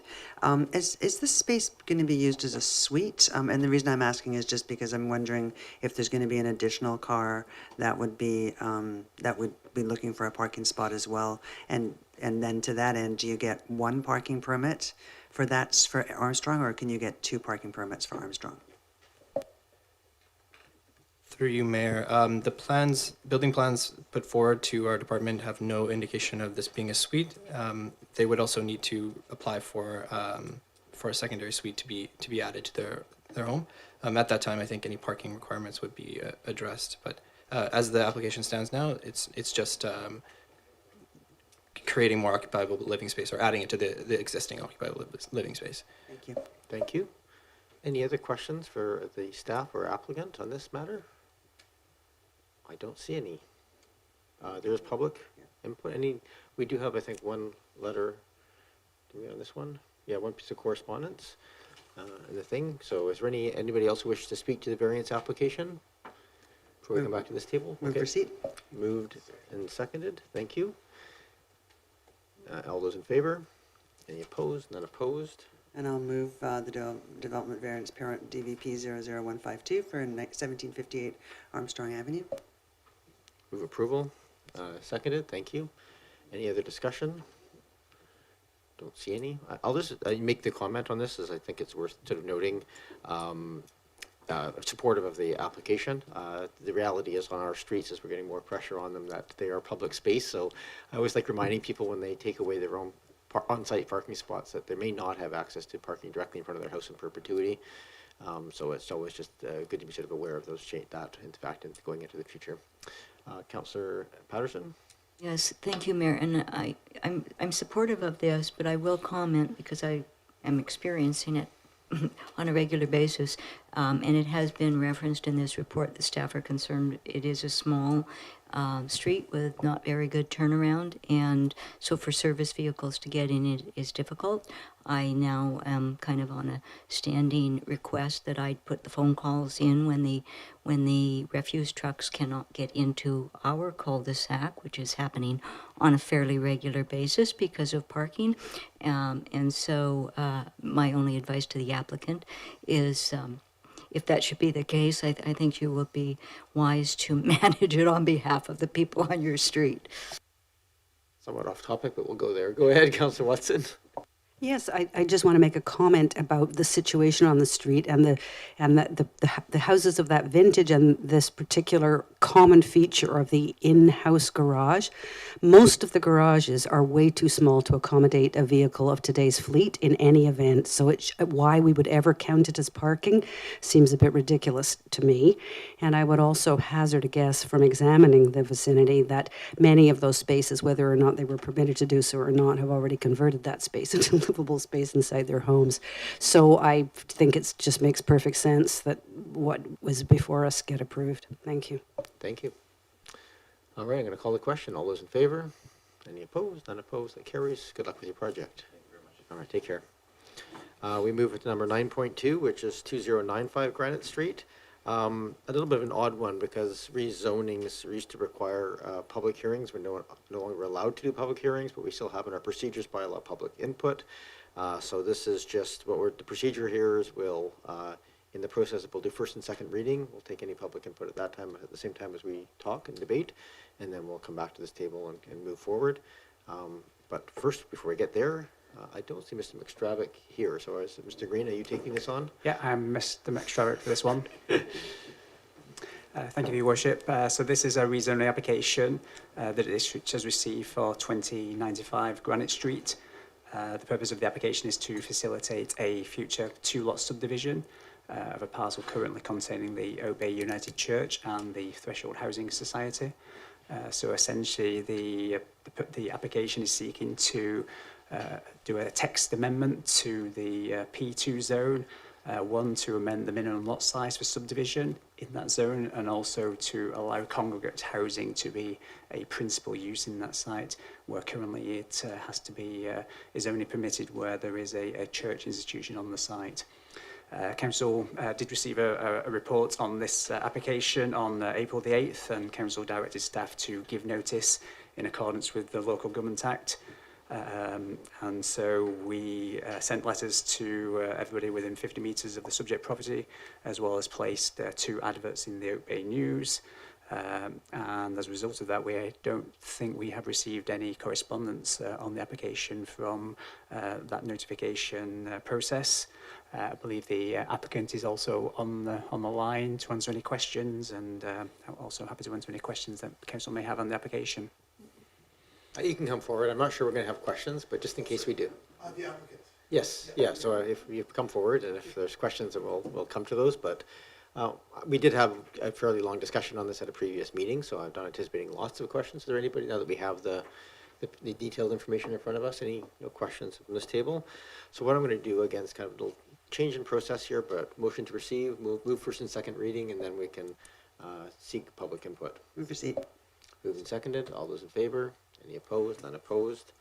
And I'll move that council give first and second reading to zoning bylaw amendment bylaw number 4862/2024. Moved and seconded. Thank you. Again, no questions earlier, so before I get to sort of a discussion on this matter, I'll just go to members of the public. Anybody who wishes to talk to council, either online or in person on 2095 Granite. Not seeing any. Don't expect big crowds here on this one, but we'll just always good to ask. So then back to this table, we have the moved and seconded. Is there any discussion or debate on this? Councillor Green? Just a comment. I think I said earlier when this was before us, this is a huge asset in the neighborhood. It's a huge asset in our community. Threshold House does amazing work. And I think this is really great because it means this asset will be protected. It's on its own lot, and I think that's an excellent move. It is not at the mercy of other plans by other owners and bodies like the church, which is fine.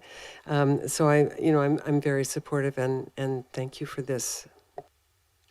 Okay. Don't see any voices speaking in opposition, so I will call the question. All those in favor? Any opposed? None opposed? We can do third reading. I'll move third reading of bylaw, zoning bylaw amendment bylaw number 4862/2024. Moved and seconded. All those in favor? Any opposed? None opposed? And I'll move adoption of zoning bylaw amendment bylaw number 4862/2024. Moved and seconded. All those in favor? Any opposed? None opposed? That is completed. Good luck. And again, as we said last time, I really appreciate all the work that's gone. Appreciate Threshold Housing and all the work that gets done, but also in this case, the United Church and their willingness to divorce themselves from that piece of property and come to an amicable use. So thank you so much. All right. Have a great day.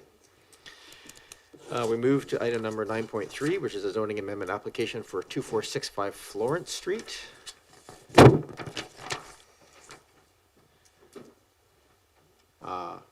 Mr. Green, I think you're back. We have the applicant here as well. Yep. Yeah, good evening, Your Worship. So this is another rezoning application that the district has received for 2465 Florence Street. Council received a report on this application on April the 8th. The applicant is seeking to amend the flow area ratio requirement of a property in the RS5 zone in order to facilitate the reconstruction of an existing accessory building, a detached garage that is on that he wishes to build on the lot. The property is a legal non-conforming property, and therefore the only way to reconstruct, and in this case a smaller garage on the lot, was to do a site-specific amendment to the RS5 for this particular property to increase the flow area ratio from 0.4 to 0.58, given that the district zoning bylaw also underflow area ratio includes all accessory buildings as well as principal buildings. On April the 8th, Council received a report on this, and Council on April the 8th directed staff to give notice. And so again, we sent letters to all the neighbours within 50 metres of the subject property, as well as placed 2 adverts in the Oak Bay News on May the 2nd and May the 9th. And I don't believe we received any correspondence as a result of that notification process. The applicant is here to answer any questions as well. And again, as there is no public hearing, Council can give 4 readings in one evening on this bylaw amendment. Thank you very much, Mr. Green. Obviously, a topic that we had a good discussion on prior and gave direction to come back here. So same process as last one. Again, sort of new for us, but we'll just go through the motion process. Move receipt. Moved and seconded. All those in favor? Any opposed? Unopposed? I'll move first and second reading of zoning bylaw amendment, bylaw number 4856, 2024, for the property located at 2465 Florence Street. Moved and seconded. Thank you. That's moved and seconded for first and second reading. This is a chance to have debate or discussion on things, should people wish. Also just a chance to give to the public, if anybody online or in person wishes to speak, to 2465 Florence Street. The old marriage, speak now or forever hold your peace kind of moment. Okay, come back to this table then, unless there's any, don't see any hands popping up for debate on this one, so I'm ready to call the question. All those in favor? Any opposed? Unopposed? We have third reading. And I'll move that council give third reading to zoning bylaw amendment, bylaw number 4856, 2024, for the property located at 2465 Florence Street. Moved and seconded. Thank you. All those in favor? Any opposed? Unopposed? Adoption. And I'll move that council adopt zoning bylaw amendment, bylaw number 4856, 2024. Moved and seconded. All those in favor? Any opposed? Unopposed? You're done. Good luck with your project. And thanks for your patience of sitting here this evening. We move on to number 9.4, which is amendments to the building and plumbing bylaw number 4247. Ms. Rimmel, I believe, is here, and I think online we have a Mr. Miller, who's a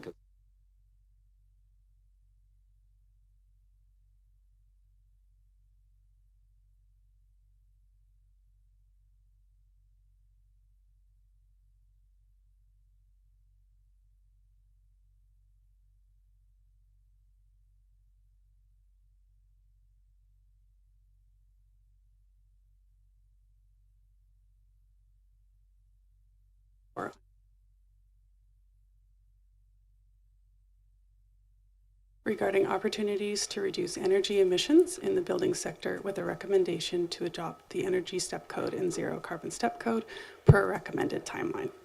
On March 11th, 2024, Council directed staff to advance the Energy Step Code, modify the implementation timeline for the Zero Carbon Step Code, and report back on provincial research that was conducted on costing when the Energy Step Code and Zero Carbon Step Code bylaw comes back for readings.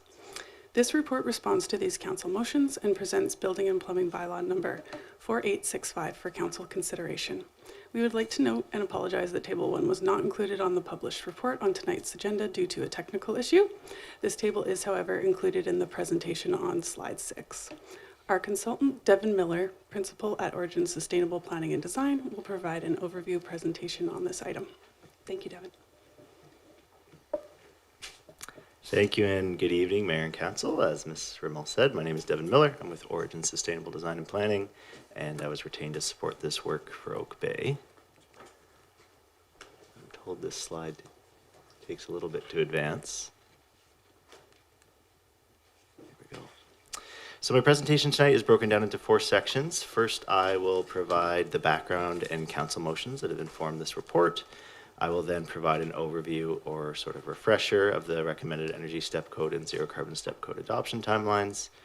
Then, in response to a council motion, I will provide a summary of the provincial Zero Carbon Step Code costing analyses. And then lastly, I'll pass it back to staff to present the bylaw amendments. So this report and presentation is in response to the council motions outlined in blue on this slide. So I'll read those out now. That staff prepare an amendment to the building and plumbing bylaw number 4247, 2005, for step code and zero carbon step code with the changes in GHG and energy reduction in buildings and other climate action opportunities, with the step 3 energy step code timeline for part 3 buildings being moved from 2027 to 2024, and the zero carbon step code EL4 implementation moving from July 1st, 2024 to September 2024. And further, that staff provide the provincial research that was conducted on the cost of implementing the energy step code and zero carbon step code when the bylaw comes back for readings, and that the timelines to implement the energy step code step 3 in resolution 2024-117 of the March 11th council meeting minutes be clarified to refer to the part 3 buildings, residential buildings of 6 stories or less, building code, building type. So I'll first provide an overview and a bit of a refresher on the energy step code and zero carbon step code, including the recommendations and motions passed in March related to their adoption. So as a refresher, the BC Energy Step Code regulates the energy efficiency of new buildings, whereas the newly introduced Zero Carbon Step Code directly regulates their greenhouse gas emissions. And this is the difference between these two complementary sets of building regulation. Similar to the Energy Step Code, the Zero Carbon Step Code consists of a series of steps that represent reduced levels of emissions. Strategies to meet the different steps of the Zero Carbon Step Code primarily involve the electrification of home space heating and domestic hot water systems, as well as appliances, as you move through to the higher steps of the Zero Carbon Step Code. In some cases, natural gas cooktops and fireplaces are still able to be used at the EL4 Zero Carbon performance level, depending on the approach taken. And just as another refresher, so both the Energy Step Code and Zero Carbon Step Code have been adopted in multiple municipalities across the CRD, including the City of Victoria, the District of Sandwich, the District of Central Sandwich, the Town of View Royal, and the City of Colwood.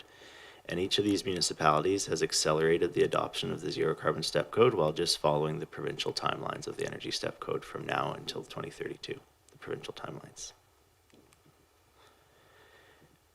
So the supported adoption timeline from the March 11th council motion is spelled out in this table. The gray column shows the current Energy Step Code requirements in Oak Bay. The recommendation was to align with the regional approach of an accelerated adoption of the highest step of the Zero Carbon Performance, EL4, Zero Carbon Performance of the Zero Carbon Step Code, starting in September 2024 for Part 9 and smaller Part 3 buildings, and November 2024 for larger Part 3 buildings. This approach does not accelerate on the Energy Step Code and instead follows the provincial timelines for the Energy Step Code set out from now through to 2027 and 2032. This recommended timeline aligns with the City of Victoria and the District of Sandwich and reflects the well-established local industry expertise and availability of zero emissions equipment in the Southern Vancouver Island region. Responding to the council motion, this next section provides an overview of the provincial zero carbon step code analyses that have been conducted to date. So the province's Building Safety Standards branch conducted technical and financial data analysis of the zero carbon step code in 2022. This information was summarized for the Capital Region's climate zone and common building types in a technical review document that was developed in support of the City of Victoria, Sandwich, and Central Sandwich's approach to the zero carbon step code in 2022. These 3 documents were the source of the data presented in this report and were attached to the council report. They dive into significant detail for various building typologies and for every climate zone across the province. Before jumping into the numbers, I think it's important to note a few contextual pieces regarding how costing is reported, as well as regarding cost pressures facing the industry as well. So first, it is understood that the development industry is facing cost challenges related to the delivery of housing. For example, from factors such as higher interest rates, labor shortages, construction material costs, and it's therefore prudent to review the available published costing study information to understand the cost implications of new regulation.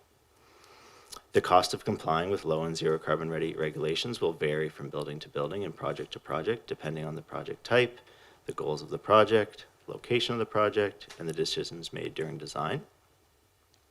Meeting emission level 4 of the Zero Carbon Step Code will result in some design changes, as I mentioned before, in particular those related to electrifying space heating and domestic hot water systems that will have cost implications, but the exact change in cost will be project specific and dependent on the approach to building mechanical system design. And it's important to be clear about what we mean when we're discussing costs. So the typical approach is to note incremental capital construction costs compared with the baseline. And most commonly, the current base code is that baseline that is compared to. So these numbers refer to the incremental capital costs of the energy efficiency or decarbonization measures used. These are not sort of one-off or anecdotal costs. Other analyses like life cycle costing or return on investment have been completed and can be found in the appended reports, but this report focuses on the incremental capital costs because that is the most common question or issue raised. Okay, so I'm going to walk through this table. What this table is it comes from the technical review put together from the City of Victoria, Saanich, and Central Saanich. What it does is summarize the costing data from the provincial analysis for common building typologies found in the capital region, including Oak Bay, as well as for our climate zone here. So the numbers in the table refer to incremental construction cost as a percentage increase from step 3 of the Energy Step Code, which is the current base code for these building types. The green columns show the incremental construction costs associated with EL3, or low carbon, and EL4, zero carbon, at step 3 of the Energy Step Code. And the yellow columns show the incremental construction costs associated with the higher steps of the Energy Step Code, also known as step 4 and step 5. Overall, these analyses found that the incremental capital costs for meeting low or emission level 3 and zero carbon emission level 4 requirements for all building types within Oak Bay's climate zone fell within a range of 0 to 2.2% increased costs. More specifically, for Part 9 buildings or smaller single-family buildings or townhomes, it was estimated that the incremental increase in capital cost to meet zero carbon performance was 1% or less for all Part 9 archetypes in Oak Bay's climate zone. For Part 3 buildings, 6 stories or less, it was estimated that the incremental increase in capital cost to meet the zero carbon performance was 2.2% or less in Oak Bay's climate zone. And not shown in this table, but this is not shown in this table, but operating costs were also analyzed in the cost analyses, and the modeled operating cost implications varied from a savings of 7% to an annual cost increase of 2.2%. As added context to the data provided on the previous slide, I think it's important to note that the incremental construction costs shown do not include other common costs associated with development, such as the cost of acquiring land for redevelopment, which is quite high in the Oak Bay's context. They also don't take into account current industry baseline performance in Oak Bay. So, per the previous process leading up to this, we analyzed building application data, and we had discussions with inspection staff, and it's understood that Oak Bay already sees many applications for buildings and homes that would comply with emission level 3 and emission level 4 of the Zero Carbon Step Code. So this means that current industry practice is already approaching the performance requirements that would be required as per the recommended Zero Carbon Step Code adoption, and therefore the incremental cost increase compared with the current industry practice would be even lower given that context in Oak Bay. Lastly, I think it's important to note that the proposed approach follows the provincial timelines for adoption of the Energy Step Code, which mitigates against incremental cost increases associated with Energy Step Code in the short term and allows time for industry to prepare for these higher steps in accordance with provincial timelines. So before passing it back to staff for the recommendations, I'll just review the Building and Plumbing Bylaw Amendment. The proposed bylaw amendment is to capture the 2024 requirements for Energy Step Code and Zero Carbon Step Code found in this table. And that is translated into the recommended bylaw language found on this slide. So I'll pass it back to Ms. Ramel to deliver the council recommendation. We can open it for questions. Thank you, Mr. Miller. The staff recommendation is that the report titled Amendments to the Building and Plumbing Bylaw number 4247 for Energy Step Code and Zero Carbon Step Code, authored by Carla Ramel, Senior Planner, dated May 13th, 2024, be received, and that council give first and second reading to Building and Plumbing Amendment Bylaw number 4865, 2024, and that council give third reading to Building and Plumbing Amendment Bylaw 4865, 2024. Alternatively, staff await another direction from council. Thank you. Thank you very much. Members of council, if there are any, I'm going to go to the public for input, and then I'll come back to this table for consideration of whether or not to advance this forward. It appears to be in alignment with what we had given direction to, but there'll be room for people to change minds or to take in additional input. I believe we have one registered external speaker who wanted to speak to this matter, but I think I see somebody else in the audience who would like to as well. So first, are there any questions of staff, or was that covered off with the presentation? Don't see a lot of questions. Okay. In that case, I'm going to go to the public. Oh, sorry, Councillor Watson. Yes, this is a question to the consultant, if I may. In going back to look at the data, I see in your sources, you've taken actually sort of the compilations already done by the 3 municipalities in response to the provincial data. I just want to clarify, you didn't go back and look at the provincial data per se at that fine-grained level. You just basically rolled up and accepted what had been presented to the 3 other council chambers. Is that correct? Mr. Miller? Through the mayor, thanks for the question. Yeah, sorry if that was not clear. So the province conducted their costing analysis, and it is a very data-heavy, large report that covers all building types across the province in all different climate zones. And so what the technical review that the other local governments conducted here is taking from that data source and pulling out for the building types commonly seen here, as well as our climate zone. So it's kind of summarized for us, but the source of the data is the provincial costing study. Hopefully that clarifies. And yes, if you could just remind me again, the province did that work in what year, preparatory to the development of the codes? When did that actually happen? Through the mayor, the most recent version of the report, which is appended to the staff report, was in 2022. Thank you so much. Don't see other questions.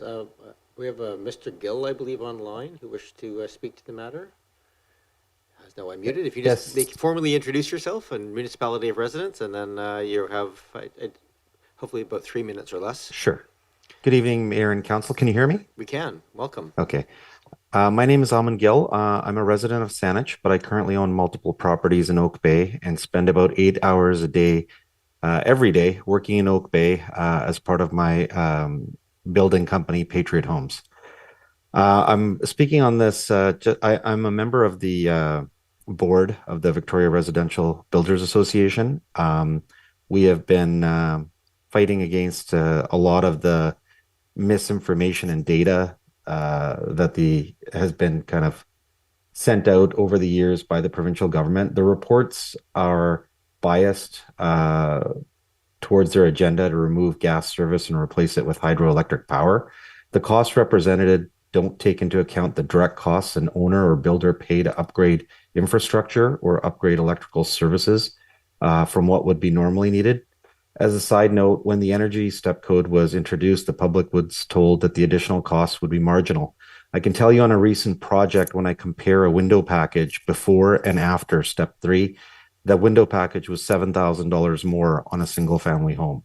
That's just one item of many that we need to increase, including insulation, air barrier, doors, energy advisor, all those things added to the cost.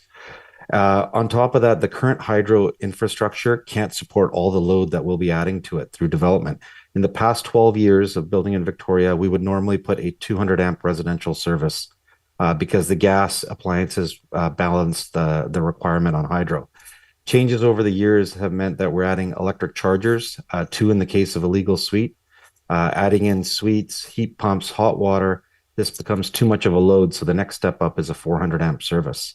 In multiple projects, I've upgraded transformers on the street, paying hydro, upwards of $10,000. This is before this zero carbon step code was introduced in Salish.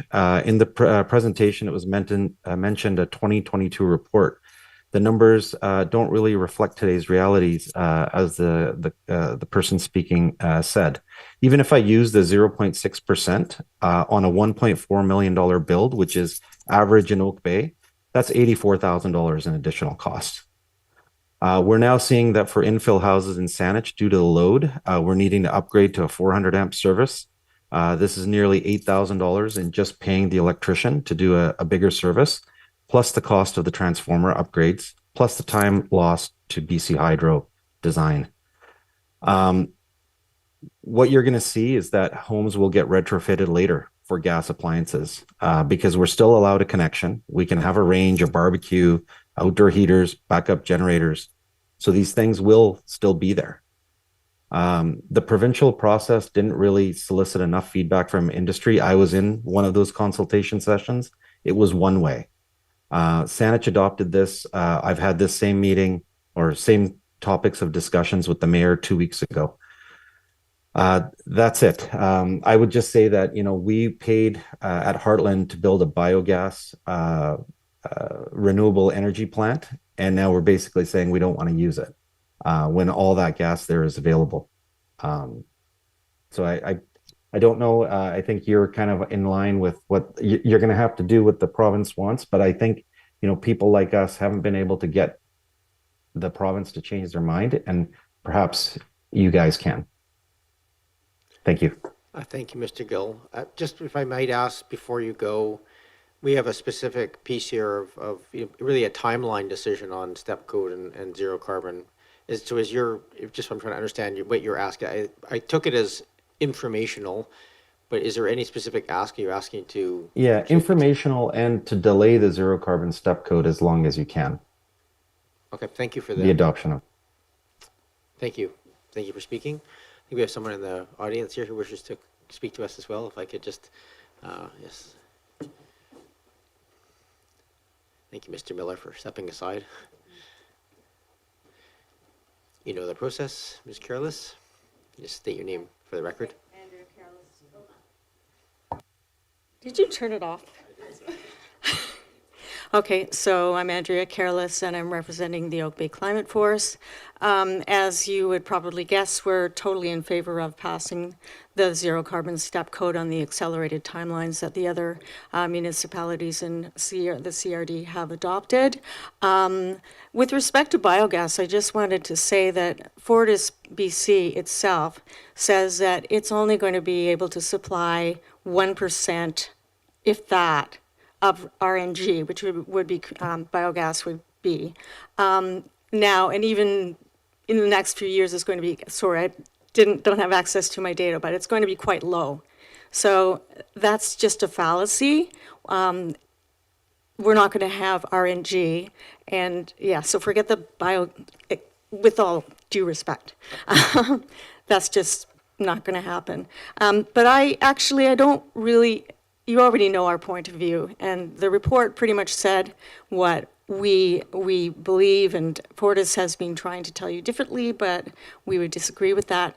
But I just wanted to tell you, you probably saw the letters from the kids from Monterey School. So I went to talk to them. I was asked by Brenna Carradine, who teaches grade 6 at Monterey School, to go and talk to them about climate change.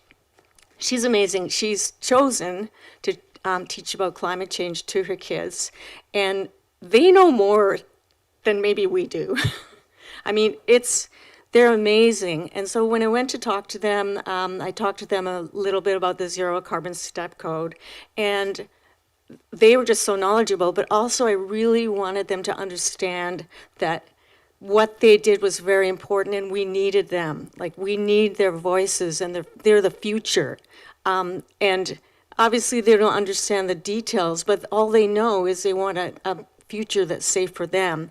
And in my opinion, and also that of many other municipalities and the BC government, the zero carbon step code is the way to go. So I just want them to know, because I told them that you have a voice and you are important, and even little things are important. I want them to know that Oak Bay Council cares about their point of view, and they're not just little people who don't know, that they do. And I want to give them hope for the future. So thank you. Thank you, Ms. Careless. Back to this table then. I don't see any other hands online or in person to speak to this matter. So we have this piece of, we had no questions from councilors. Perhaps we'll get to motions and we can get to debating those motions. Proceed. Moved and seconded. Thank you. All those in favor? Any opposed? None opposed? I'll move that council give first and second reading to building and plumbing bylaw, amendment bylaw number 4865/2024. Moved and seconded. Thank you. Do you wish to speak to it? No, I'm just very happy to support this, and I did read the letters from the children in our package. I thought they were very cute. It was nice to see. I'm glad that you were able to go out and talk to the students. I think that's really important that we get them involved. So yes, I'm just very happy to support this. Councillor Watson? Yes, thank you for an opportunity to comment. I know this is going to be completely counterculture, but after a lot of reflection and reading, I am not going to be able to support this motion because I think it is premature for us to be accelerating the adoption of the zero carbon step code at this point in time for a number of reasons. And I just would like the public to hear my thinking about this. So if I could just take a couple of minutes and go through my notes and how I've come to this conclusion.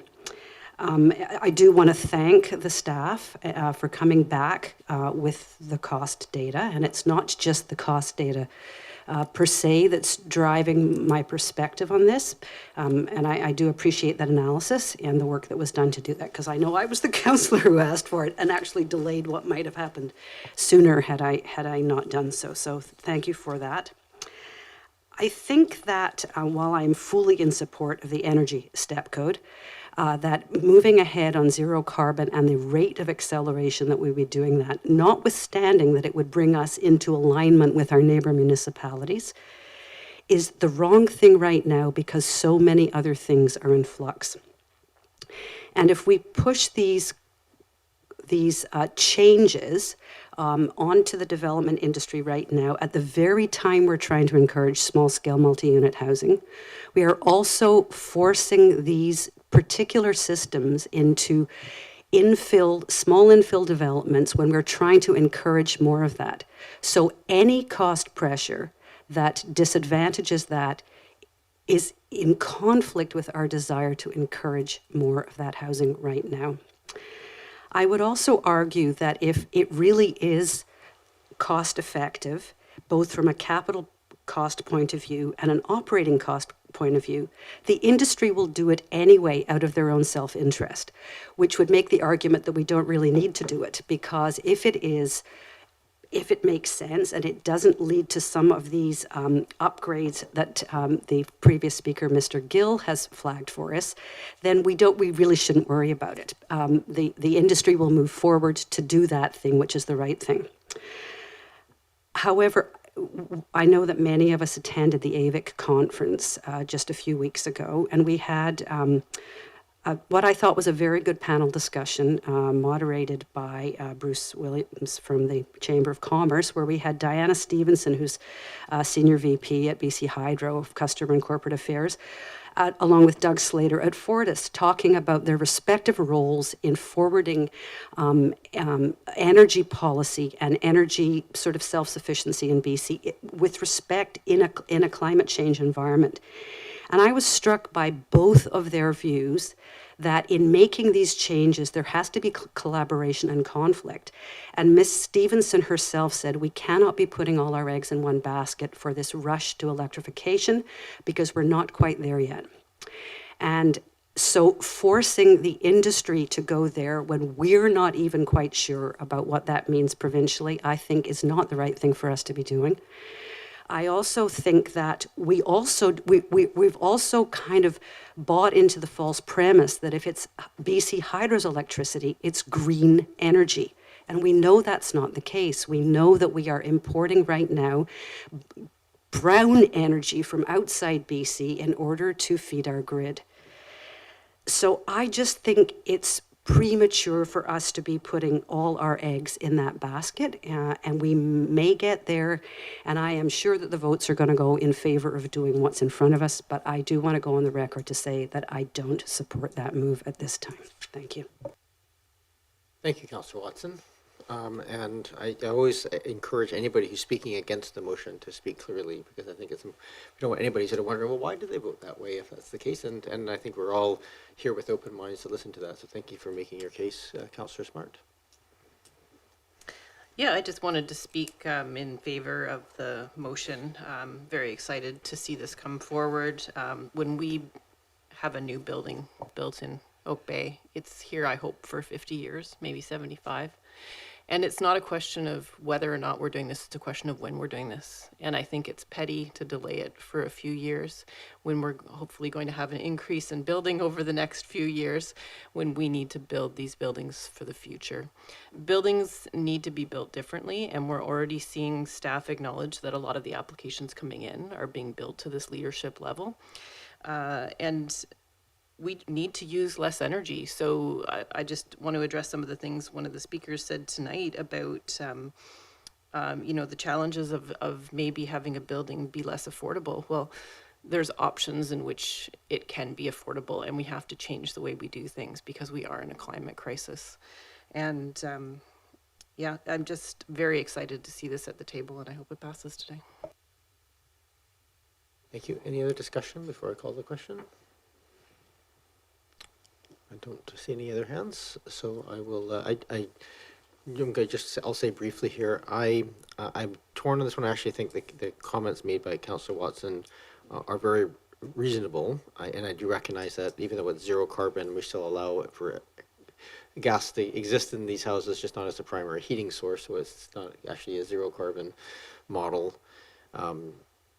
That being said, I think there's also benefits in this case to just aligning ourselves with our immediate neighbors on the timelines attached to it on something that is coming. So I appreciate. I really say thank you to Councillor Watson for bringing up those points. I think they're really important. I still think in the balance of things, I'm ready to support the motion that's on the floor in front of us. Any other discussion before I call the question on? So this is for first and second reading. Councillor Green. Yeah, just very quickly, I also would like to acknowledge the comments by Councillor Watson and Mr. Gill. I appreciate their viewpoints. It's not easy in this climate of climate change to take an opposing view, but I just want to acknowledge that they made comments that were helpful and useful. But I will be supporting the motion. Thank you. Thank you. All right, I'll call the question for first and second reading. All those in favor?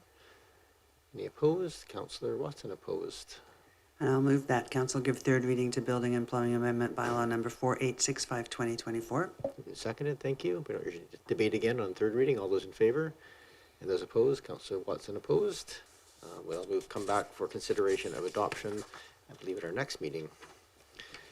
Thank you, everyone, including the public who came out to speak. That's a long time to sit and wait to say a few words. We moved number 9.5, which is a zoning bylaw and parking facilities bylaw amendments to advance climate action. Ms. Rimmel, looking around for this one. So perhaps, is there a presentation you're providing for this? I'm just going to ask that you step through the presentation reasonably quickly. We're moving on in the evening and do have a number of items to get to. And we'll get to questions if there's anything that's not covered, but we have all read the report. So welcome, Ms. Rimmel. Tonight we present to you a report on the zoning bylaw and parking facility bylaw amendments to advance climate action. The purpose of this report is to provide council with information, analysis, and recommendations regarding updates for modernizing the zoning bylaw and parking facilities bylaw to better align with the current development issues and practices. These proposed bylaw amendments are recommended to support the Energy Step Code and Zero Carbon Step Code implementation in Oak Bay by addressing some outdated bylaw language that presents barriers and challenges to the Energy Step Code and Zero Carbon Step Code. Consultant Devin Miller will take us through the presentation. Thank you. Welcome back. Thank you, and good evening once again, Mayor and Council. Mayor, per your direction, I will do my best to move through this quickly. Please stop me if I'm moving too quickly. So my presentation tonight is again broken down into 4 sections. First, I will provide background and context to this work. Then I'll provide an overview of some recommended zoning bylaw amendments to better support low carbon energy efficient buildings. Then I'll provide recommended amendments to the parking facility bylaw to support electric vehicle at-home charging. And then I'll pass it back to staff to provide recommendations and options. So these recommendations, as Carly mentioned, are for modernizing the zoning bylaw and the parking facilities bylaw to better align with current development issues and practices. They also better support Energy Step Code and Zero Carbon Step Code implementation in Oak Bay by addressing some of these outdated bylaw languages. And there's other updates that I will get to that support low carbon mobility and other climate action strategies. The amendments fall under 3 categories, which I'll walk through one at a time. So the first is to remove the restrictions related to the siting of heat pumps to avoid conflicts between building bylaw requirements, such as zero carbon step code and the zoning bylaw. The second relate to updating the definition of gross floor area and setbacks so that buildings that use a thicker wall assembly to meet energy step code requirements are not penalized, as well as updating building height exceptions to better support the use of thicker roof assemblies and rooftop renewable energy systems. And the third is to require an outlet capable of providing a level 2 charge for electric vehicles in new single-family dwelling construction. So I'll now go through these one at a time and describe the issue and recommendations related to each of these. So again, the first is related to heat pump siting. As we have discussed, heat pumps are a key component of building electrification, which is recognized as necessary to decarbonize both new and existing buildings. With the introduction of the Zero Carbon Step Code, it's anticipated that Oak Bay will increasingly see new building applications that include heat pumps. Heat pumps include an outdoor condensing unit that needs to be sited on the property. And there are several strategies that can be used to reduce noise travel and improve the neighborliness of heat pump siting. So heat pumps, noise and siting. So new high efficiency heat pump models that are typically installed today are quiet and avoid noise issues when installed.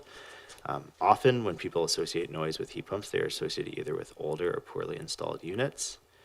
As members of council all know, noise bylaws set maximum noise limits at the point of reception, and typically this is at the property line. And Oak Bay's current anti-noise bylaw has a 40 decibel allowable limit. Exterior siting and sound dampening methods, so for example the use of a fence, can be used to reduce those noise impacts. Staff are recommending that the zoning bylaw be updated so that heat pump siting is not restricted and their placement could be permitted in side yards. This recommendation, the rationale for this is to allow for more flexibility in placement. So in some cases, side yard locations are the most appropriate location due to the nature of the side yard and the neighbor's property, and it can be expensive or not technically feasible to locate units in the back or the front yards. This recommendation is also to allow for reduced barriers to the installation of heat pumps in general in support of the Energy Step Code and Zero Carbon Step Code. Related to siting issues, staff also recommend that a similar guide to the City of Vancouver's Heat Pumps and Noise, a Neighborly Installation Guide, be developed and distributed to support best practice siting of heat pumps in Oak Bay.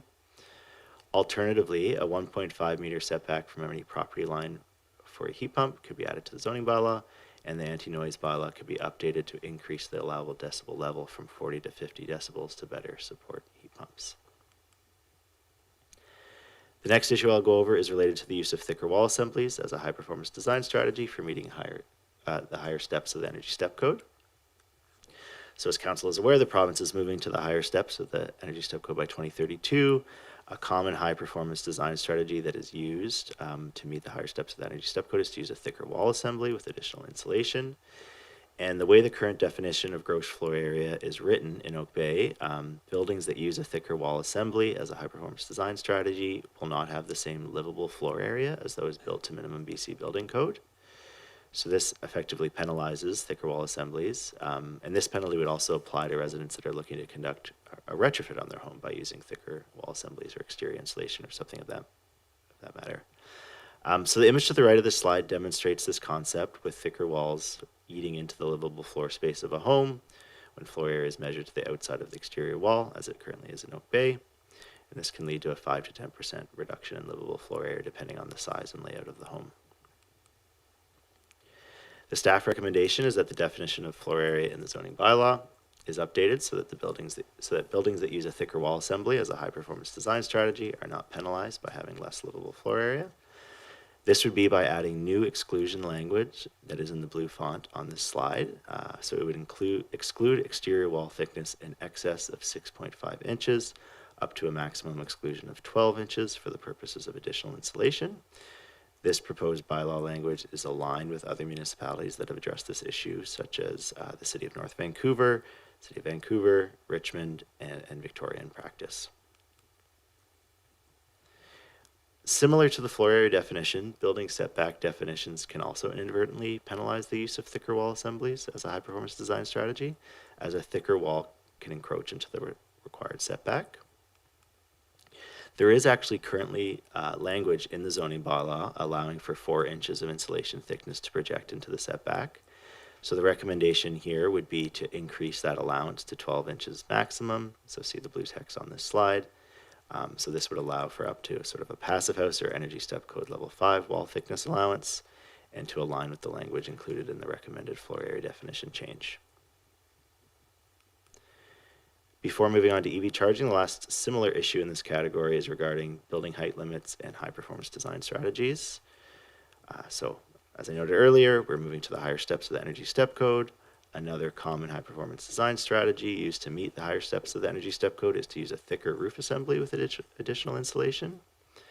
And additionally, rooftop mechanical or renewable energy systems, so for example, rooftop solar systems, are increasingly used as high performance design strategies. And with the current definition of building height in the zoning bylaw, both of these strategies would be counted towards building height, which would then effectively penalize their use.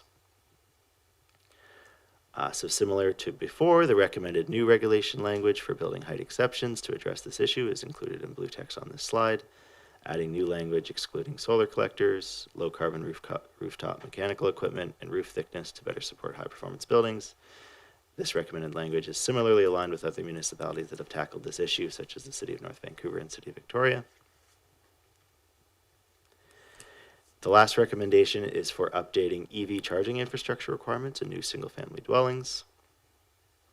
So just as a bit of context, so most electric vehicle charging occurs at home, and the ability to charge at home is a primary driver and indicator of electric vehicle adoption.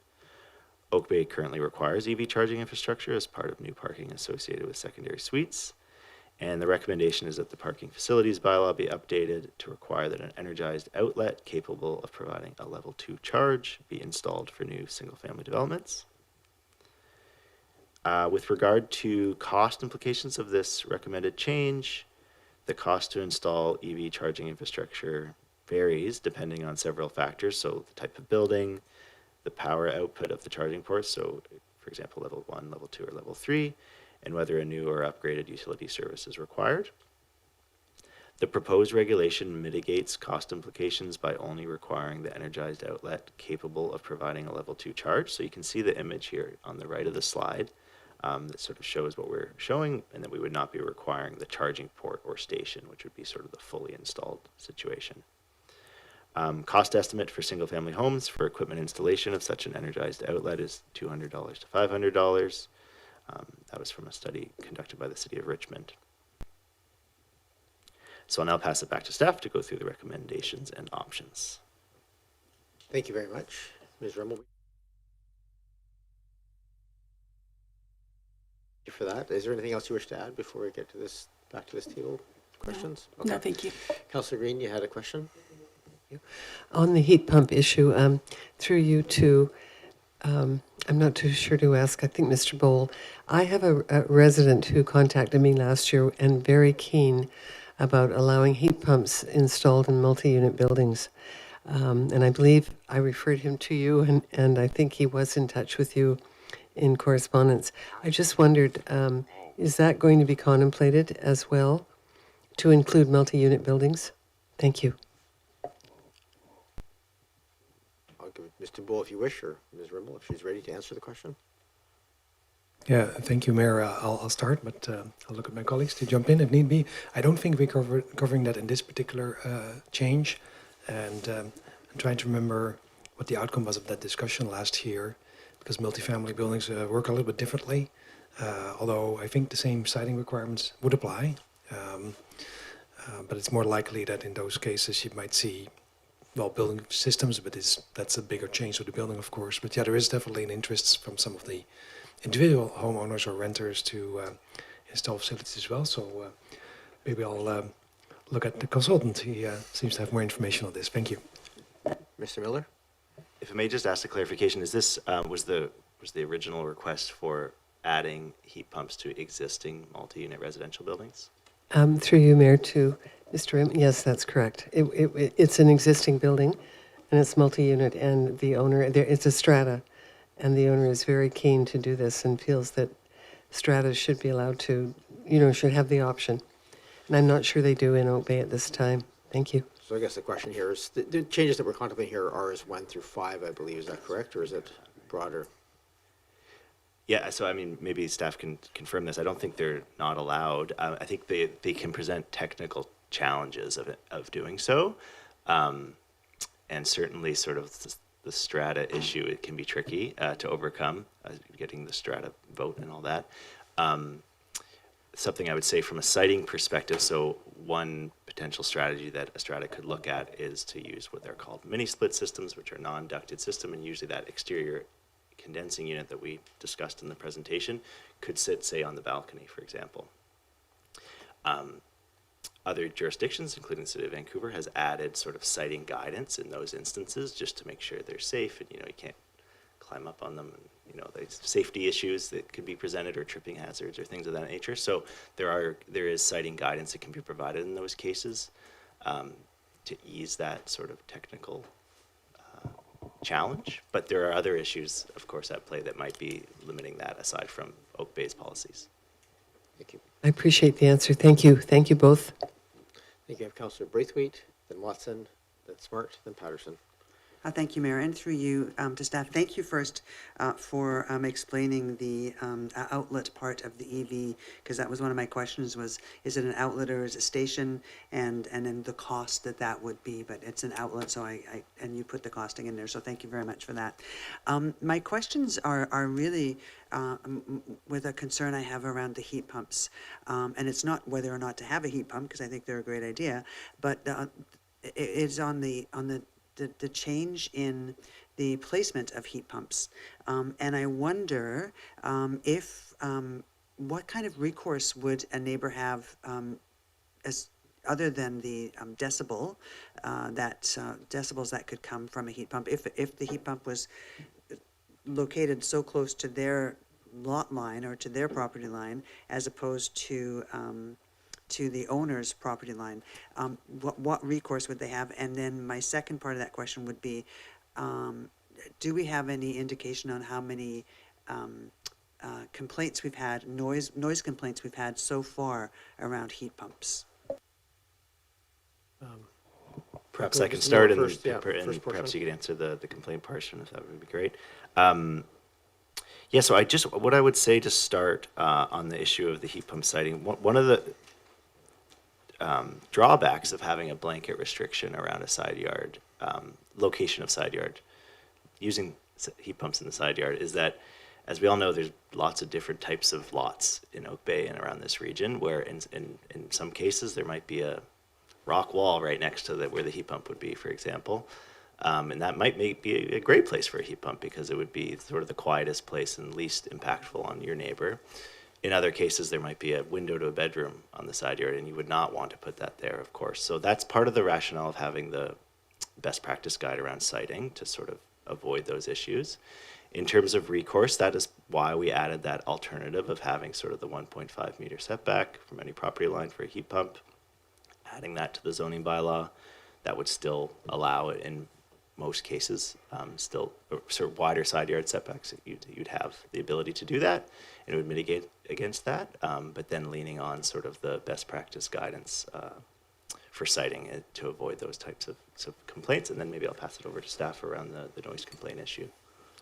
Mr. Bull? Yeah, thank you, Mayor.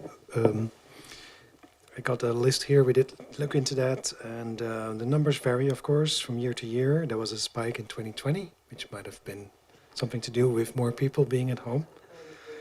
11 complaints that year, but the year after it was only 1. In 2022, there were 2 complaints. In 2023, there were 4 complaints. And we also discussed with the Bylaw Compliance Officer how that works, and usually it's either around a new installation or something that doesn't work well anymore. And most of these are resolved by discussing it with the owner of the pump and making necessary arrangements. Sometimes they get moved, sometimes they get repaired, but that's typically the outcome and the volume of what we see. Thank you. Thank you. Anything else? Just a follow-up on that. So I know that one of the recommendations I think I saw in here was that we would set the maximum noise level to now 50 decibels rather than 40. So right now it's 40 to 50, right? Or no, right now it's 40, but you're suggesting that perhaps we change it to 50, even though these systems are quieter now, and yet we're raising the decibel level. So I wonder if we could just have an explanation around that. Mr. Miller? Yeah, through the mayor. So typically, maybe I skipped over this in my efforts to be brief. Sorry about this. New heat pump models are quiet. They sort of are in that 40 to 50 decibel rating, which if we go back to, I can go back to that comparative noise. Oh, it's not pulled up, but sort of a quiet rural level of common outdoor sound level. The alternative of increasing the noise bylaw was to acknowledge that the noise bylaw is a means in which there could be recourse around the level of the heat pump. So if they range from 40 to 50, if we increase it to 50, it sort of is better accommodating of heat pumps since that's quite a quiet noise level. So the idea was if we did that to increase the noise level allowance in the noise bylaw and potentially have that 1.5 meter side yard setback, we'd sort of cover all our bases around the siting of heat pumps and any of those potential noise complaints, in addition to the guide, the best practice siting guide. Thank you. Before I go to Councillor Watson and on, I think I'm going to reflect. This comes out of, I've sat through many council meetings probably 10 years ago where there was a range of complaints of these things going in and causing, so we all have a little bit of PTSD from those years, I think. Councillor Watson. Yeah, thank you, Mayor, and through you to staff and the consultant, please. The first question, I've just got 3 questions, two of them go together, but I'll ask the first one. I just want, when we talk about heat pumps, in this report, we're really only talking about air source heat pumps. Do these bylaw changes, would they have any impact on ground source heat pumps? I know occasionally on larger lots, somebody might want to do one of those in Oak Bay. What would happen there? Would that affect the outcome if we move forward with these changes? Mr. Miller? That's a great question. Oh, you turned yourself off there and try there. That's a great question.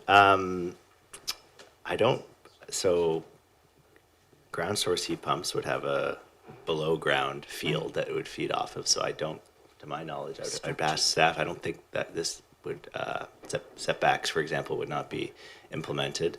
You are seeing quite a bit less of ground source heat pumps these days, especially given the climate here and the efficiency of air source heat pumps. So in my experience, you typically see ground source heat pumps or geothermal in more extreme climates, colder or hotter climates. So here the air source heat pumps are kind of so efficient because of the mild weather that we are so fortunate to have here. So I don't think that they would change in the case of those. These changes would not sort of apply in that case. I think that's more of an engineering type question and gets into geotechnical elements that I'm not quite as familiar with. Thank you. They're much quieter as well, as I understand. Yeah, specifically, I was thinking about if you change a definition that something isn't a structure, does that also apply to ground source heat? I mean, I don't know what kind of setbacks from buildings, but generally they're going in a large field in the back and they take up a certain amount of space underground, but I just wanted to check on that. Given that you're coming back as bylaws, if it moves forward, those questions could possibly be answered in the return of that, if that's helpful. Yeah, that was just out of a clarification question of around clarification and caution. I'll give it to Mr. Green here first. Just in terms of the definition of structure includes anything that is sunk into the ground as well as something that's above the ground. So in that case, I'm not sure exactly what that structure is of a ground source heat pump, but in theory it could still meet that definition of structure. Councillor Watson? Yeah, so my other pair of questions actually relate to the impact of multiple air source heat pumps in the context of small-scale multi-unit housing. And if you have 3 of these in a row, which you might, is it the cumulative decibel level that you hear, or is it just all sound the same? If there's 3 of them and they each give you 50, what's the total? So that's my first question. Mr. Miller, another good question. I would say I think that is a good consideration with SMU housing, or whatever we are calling with the acronym, the missing middle housing coming forward. Typically in those situations, you wouldn't see them clustered, the exterior units clustered. I mean, I suppose it's possible, but more often they would be in different parts of the yard, just given where they have to connect to within each unit. You do sometimes see them on rooftops in situations of missing middle or sort of stacked townhouse like typologies. So there are unique siting considerations for the exterior heat pump in those building typologies. That said, there's many townhouses out there that have heat pumps, and they all sort of have their own individual unit, and you don't typically see them clustered in 3 in a row or something like that, because you would then have to run the refrigerant line and all of that stuff further to access the other units, which would be more costly. And sort of that's one of the big costs of the installs. So I don't have an answer to the question of amplification of the 3 together. I'm not sure about that element, but you wouldn't typically see that clustering. Councillor Watson? Yeah, thank you. And just sort of to follow up on that idea, I guess we don't really know, but I have to say that, I mean, these are very utilitarian pieces of equipment, and some of them are downright ugly. They're large. And so I just wondered, if we change these definitions, what about front yards? Like these, if we take them out from being a structure, does this imply that we're actually going to be permitting siting them in the front yards of properties? Ms. Ripple? That is actually technically currently allowed in the bylaws in the front and their back right now. It's more a limitation on the side yards, so you just don't typically see them as much. And I would point back to the siting, the best practice siting guide. Like if that was ever to be the case, you would encourage sort of fencing or something of that nature, so it wouldn't be so visually impactful. And so just thank you for that. Back to staff on that. Encourage or maybe perhaps require? I mean, if we're considering this right now, is there opportunity to actually think about those kind of aesthetic screening requirements if we end up with somebody who'd like to do that because it makes the most mechanical or design sense in terms of the energy system? Ms. Rimmel? Through the chair. As part of the alternative option with the siting setbacks, we could, if directed, to bring this back to council with some more restrictions on the placement or the screening. The zoning bylaw could be amended to accommodate that. Thank you. Councillor Watson, I have Councillor Smart and Patterson, and I'm also just cognizant of time. We are going to have to extend if we keep going, but so we try and do this fairly quickly. Thank you. Through you, Mayor, to staff. So just building upon the concerns, because I too have talked to many residents about sound concerns with heat pumps. Is there a way that we could take that encourage to require by having a staff delegated process around the location of heat pumps? Seeing the Vancouver guideline suggesting that the backyard is the best location, but wanting to not have stuff come to council as variances, I'm wondering, can this be a staff delegation process so it's a little bit more than encourage and a little bit more require?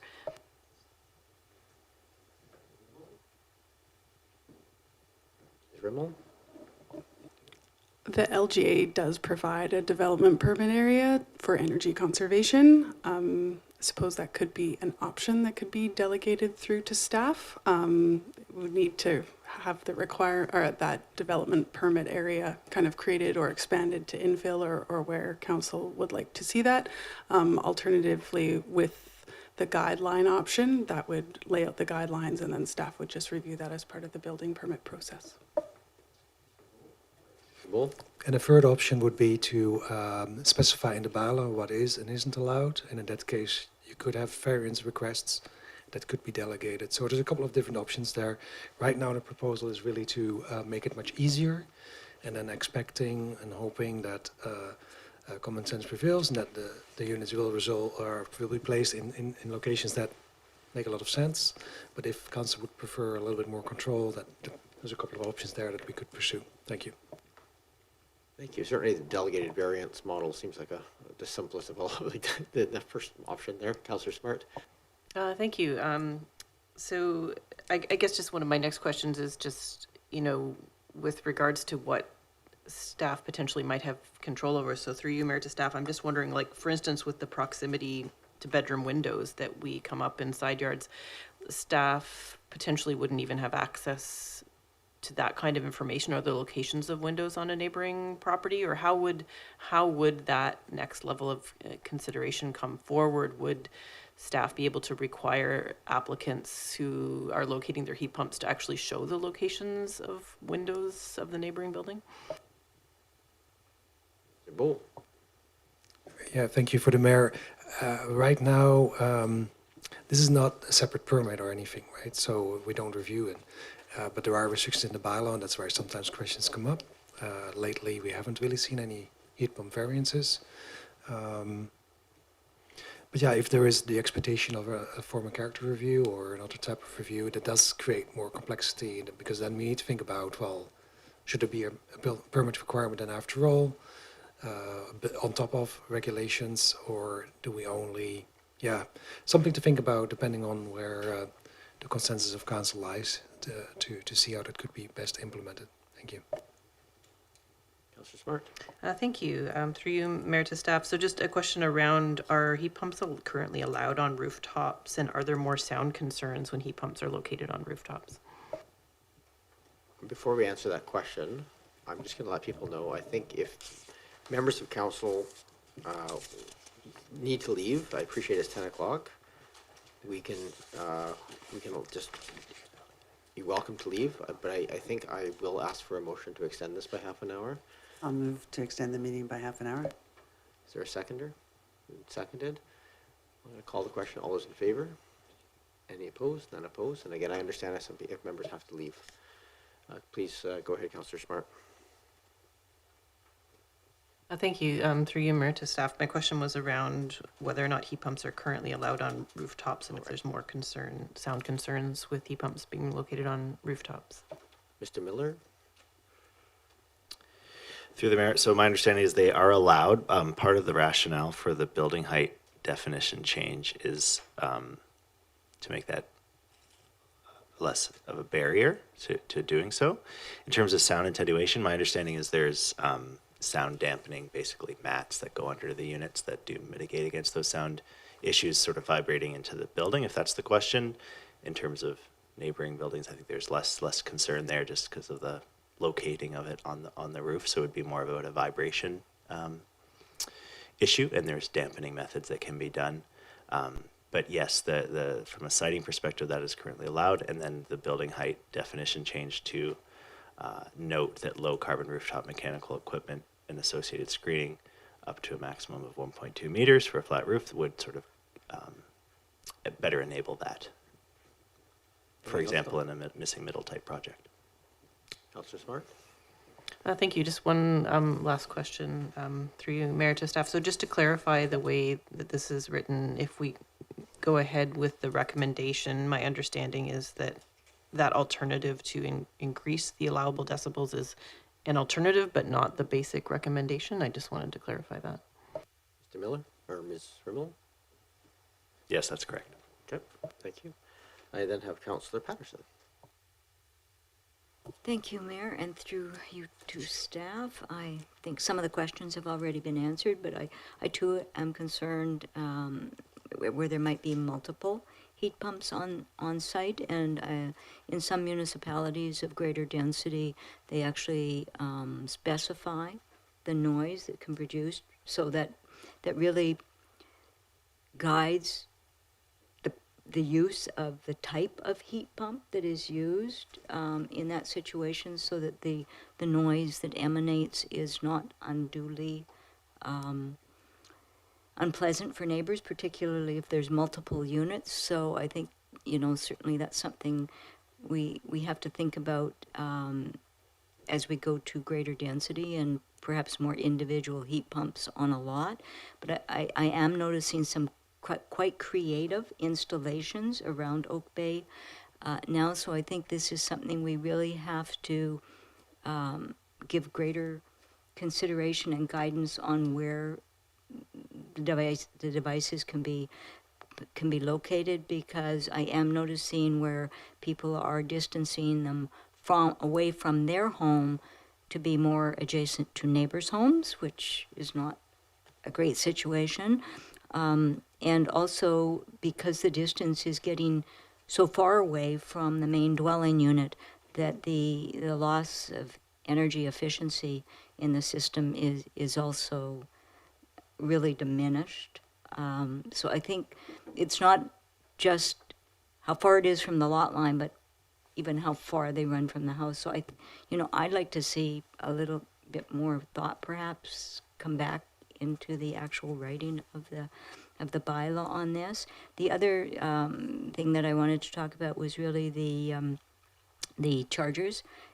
It does say in number 5 on here that it will require an outlet for electric vehicles for new single-family dwellings, but I am wondering if we shouldn't consider also that it be a requirement if there is a major retrofit or redevelopment of a property, so that it was so substantial it would warrant that this be done also.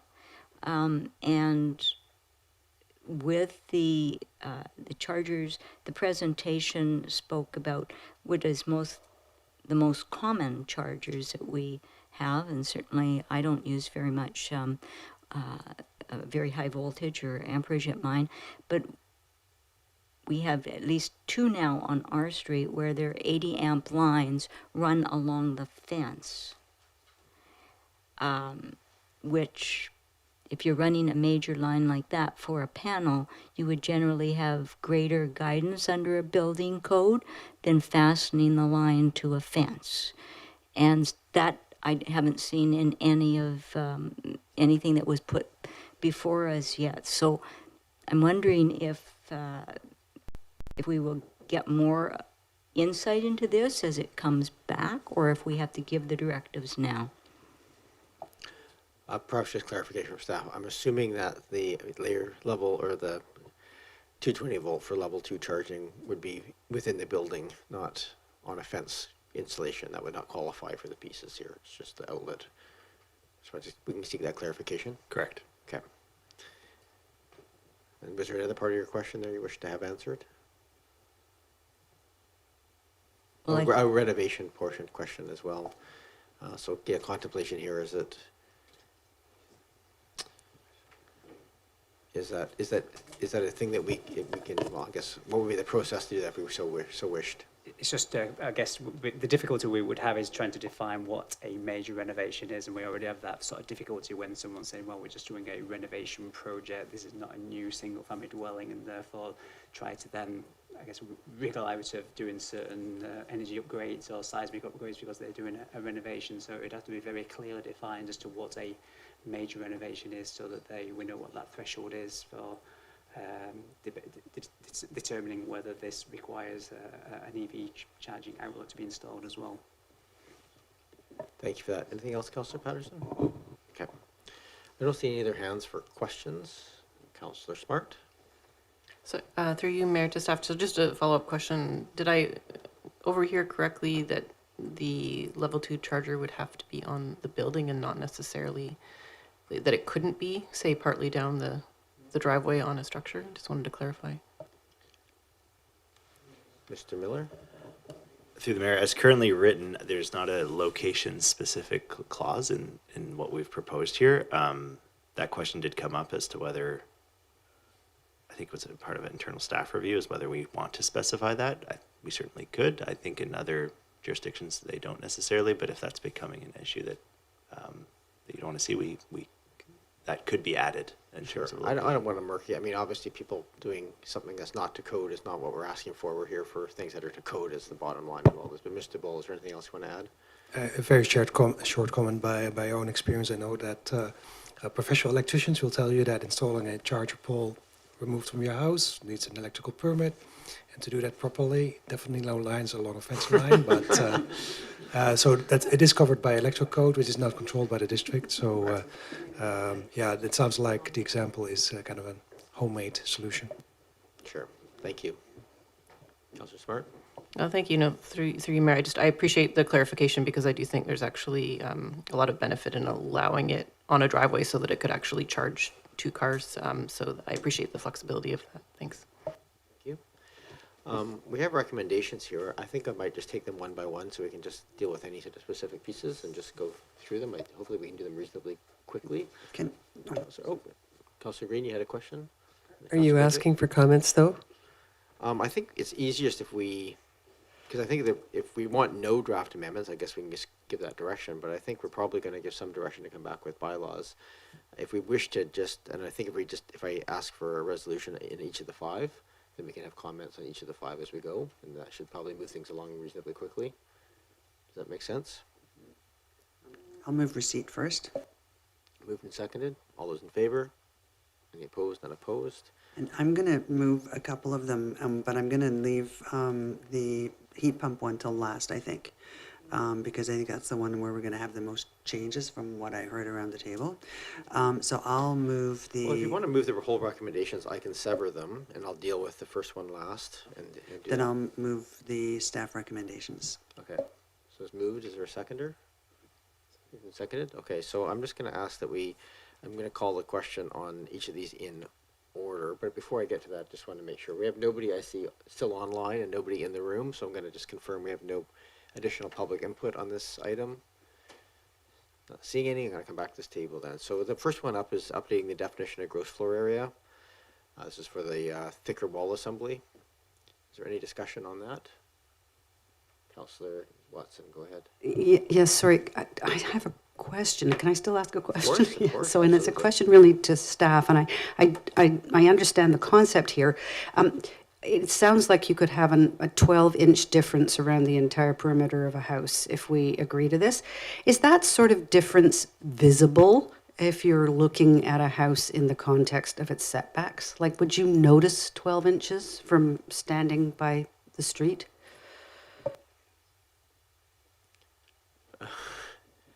Mr. Bowl? Well, it depends on setback, right? So sometimes the required setback is 5 feet, I believe. So if this kind of extra space into the setback, I would say if you carefully look at it, you probably could see it a little bit. But it's still in that realm of other building pieces are sticking out into the setback as well, and this is where we suggest it might go. Thank you. Great, that's fine, thanks. I just add a little context. Well, the report does talk to the definition writ large. The RS4 and RS5, which are the smaller lots, have actually included a slightly less large version of this, so they have up to a 6-inch cladding allowance without any impact on the side yard setbacks, and really those smaller lots that you would see that. So in truth, this change is a shift really on the lots that are visible of 6 inches difference between what's currently allowed and what's coming in. So, any other discussion on this one? Okay, I'm ready to call the question then to include this as part of the draft zoning bylaw changes to come back. All those in favor? Any opposed? None opposed. Moving on then to the setback definitions. So that was gross floor area. This is a setback definitions, really, I guess, what I was talking about in that last one. Same pieces, thicker wall assembly for the side. Any questions or discussion on that? Seeing none, I'll call the question then. All those in favor? Any opposed? None opposed. And then we update building height exemptions. So this is thicker roof, high performance rooftop power sources, etc. Any discussion on those? No questions on them. I think we're good. All those in favor? Any opposed? None opposed. And then we have the last is requiring an outlet for new buildings for supporting level 2 charging. Any discussion? Go ahead, Councillor Green. Would someone please remind me what the average cost was? Was it between $200 and $500? Correct. Per installation? Okay, thank you. And I'm just going to then state my support for this. Just when you're building a new house, it's so cheap to add the extra wires and so costly after the fact to retrofit it. So it's just, I think, it's actually being done pretty much as it stands, but this gives an extra incentive to require it. I don't see any other discussion. I'll call the question. All those in favor? Any opposed? None opposed. And I'm going to go back to the first point on this one, which may need a little bit more nuance. So it's worded right now to remove the restrictions. So if there's any changes to that, or we could, council's will on this one, it may also come back to leave this one off the draft bylaws and come back with some suggestions of delegating staff authority. There's something in there that can maybe done. Councilor Green? Yes, just quickly, I think generally that I would like to go back to staff for further refinement. I think homeowners need some form of recourse if there is an issue with a heat pump, just to let it go and not have any sort of regulatory framework around it is, I think it could be difficult. And I also think it would be, I would appreciate more information on on existing strata buildings and why or why not they're not as suitable. I mean, and I appreciate what you said earlier through you, to Mr. Miller, but it seems to me that multifamily units are more prone to heat, and I think people living in small spaces in a multifamily building or multi-unit building, it's not so easy to cool off as it is in a small single-family dwelling or home. So I would really appreciate some information on the multi-unit possibilities of application. Thank you. What I might, just for clarification on that, I have a feeling this is, maybe we can just get some information offline about multifamily buildings. I think they're a little bit different than what we're talking about here, but obviously of interest. As for the motion that's on the floor here, we may just want to refer this to come back. I think what the appropriate process would be, but on this one item, we've called the question all other ones, so those are now in there. We may wish to just refer this back to staff to bring back options for managing the siting in a way, I guess probably is leave it at that general, to understand sort of what tools we might use to sort of contain some of the concerns that were raised here. I think is probably the simplest way of doing that. But I'm just, before I seek a motion to do that, I'm just going to turn to staff and just, if this last piece, I'm hearing a lot of discomfort around this table of just sort of saying yes, go and cite them anywhere. Is there any additional, if we just refer this back to sort of come back with some options for citing controls, whether that's a delegated authority for variances or other mechanisms there for noise concerns or for grouping of these things and those sorts of things. Do you have enough information from the conversation we've had or some of the sort of the general concerns that it's enough, or would you like some specific direction to come back as part of this motion for referral? Through you, Mayor, or thank you, Mayor. Yes, I think this discussion was helpful. So we're going to look at options. Just wondering for the bylaw drafting if it would be handy to still look at proposed language, but it may be handier to just create a separate package, as it seems like the consensus is to look at that item a bit more in depth, and we'll have to follow up and put our minds to that for the next report back. Thank you. Okay. And again, I'm just going to procedurally here, if this referral goes, if there's a motion to refer, and if that goes forward, would the rest of the bylaws still be able to be drafted with, and maybe at that same time, some recommendations can come back with that with some suggestion changes on the bylaw? I'm just trying to get a sense of timing on this.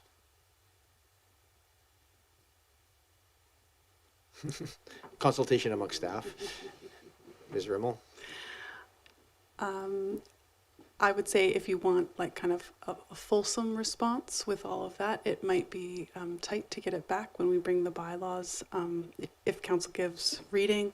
Yeah, I mean, yeah, I think if we separate the issue, that will kind of let us move one piece forward and not hold up the whole package. Right. Okay. So what I'm hearing is probably a motion, just to make sure I'm confirmed here, but I think a motion to refer the last portion of this motion back to staff for additional information is probably sufficient, and we'll come back to that. Okay. So it's moved and seconded at this point for referral, but Councillor Watson, sorry, you get. Thank you. I just like to, it's general and the staff have heard our discussion, but I have particular concerns about two things, and I would actually like to mention screening. I know we've talked about a lot of citing, but I think citing, I would like the word screening in that recommendation as something to be considered. And I also just wanted to flag that with respect to rooftop units, base level sound attenuation or blankets or whatever do help, but if you have roof windows like I do, you still hear them. So it's not just side windows, it's also roof windows. So a roof window is really no different than a window in terms of how it affects nighttime sound levels inside a home, like my own. Fair enough. Thank you for those comments. Are there any other discussion on the referral motion? Before I call the question, I'm going to reiterate, I think the PTSD I referred to before, I mean, part of this is interesting is the same noise by some people is heard as totally innocuous, and then the person lying beside them just hears this unbearable pitch that they cannot sleep.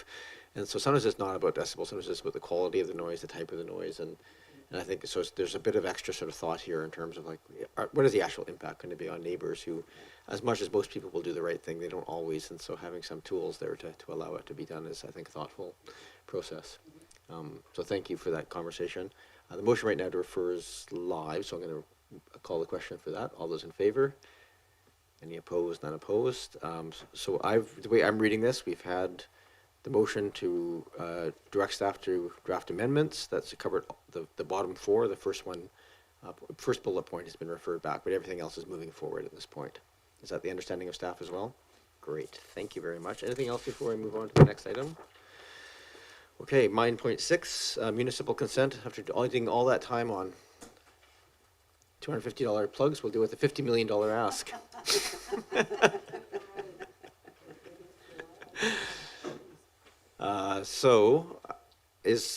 Now Ms. Plouffe is not here as part of this report.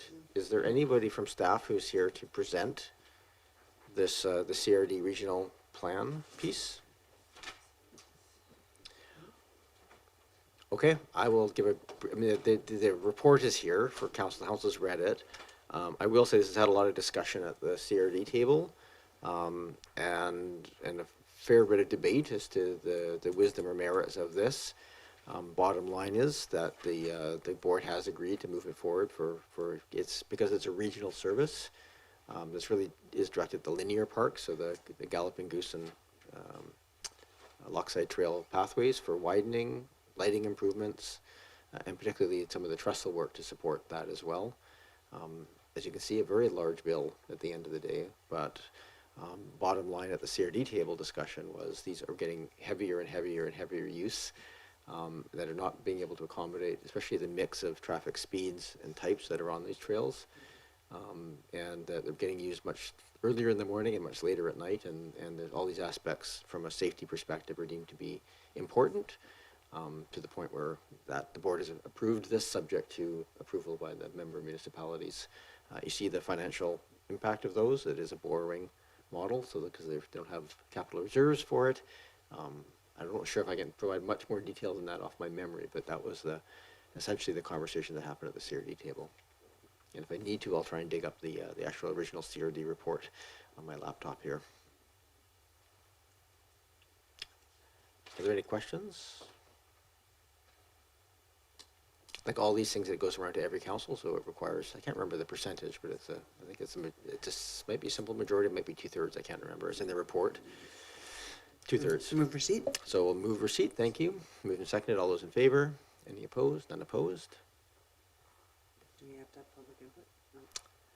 I am not seeing any hands up online. There's no one in the room, so I'm going to deem public input complete. I will move the recommendation that council consent to the CRD adopting bylaw number 4588, Regional Parks Loan Authorization Bylaw number 1, 2024. Moved and seconded. Any discussion? Councillor Appleton. I will just thank you, Worship. I will just make the point that this is in part my commute to work. And I can attest to the fact that it is astoundingly busy now. It is significantly busier even than it was a couple of years ago, and it is a significant price tag. I think it's a matter of viewing these things in different perspective. Any kind of significant size roadwork project or traffic project for automobiles, you can blow through $50 million in a heartbeat. Whereas this is a network that services many, many thousands of cyclists per day, any number of pedestrians, people on mobility aids, and just everything you can think of. So it is massively busy. The Selkirk Trestle is extremely busy and actually is not honestly not big enough to, and not sort of set up properly to accommodate the traffic that it gets. And it is a legitimate concern for people who are using that trail.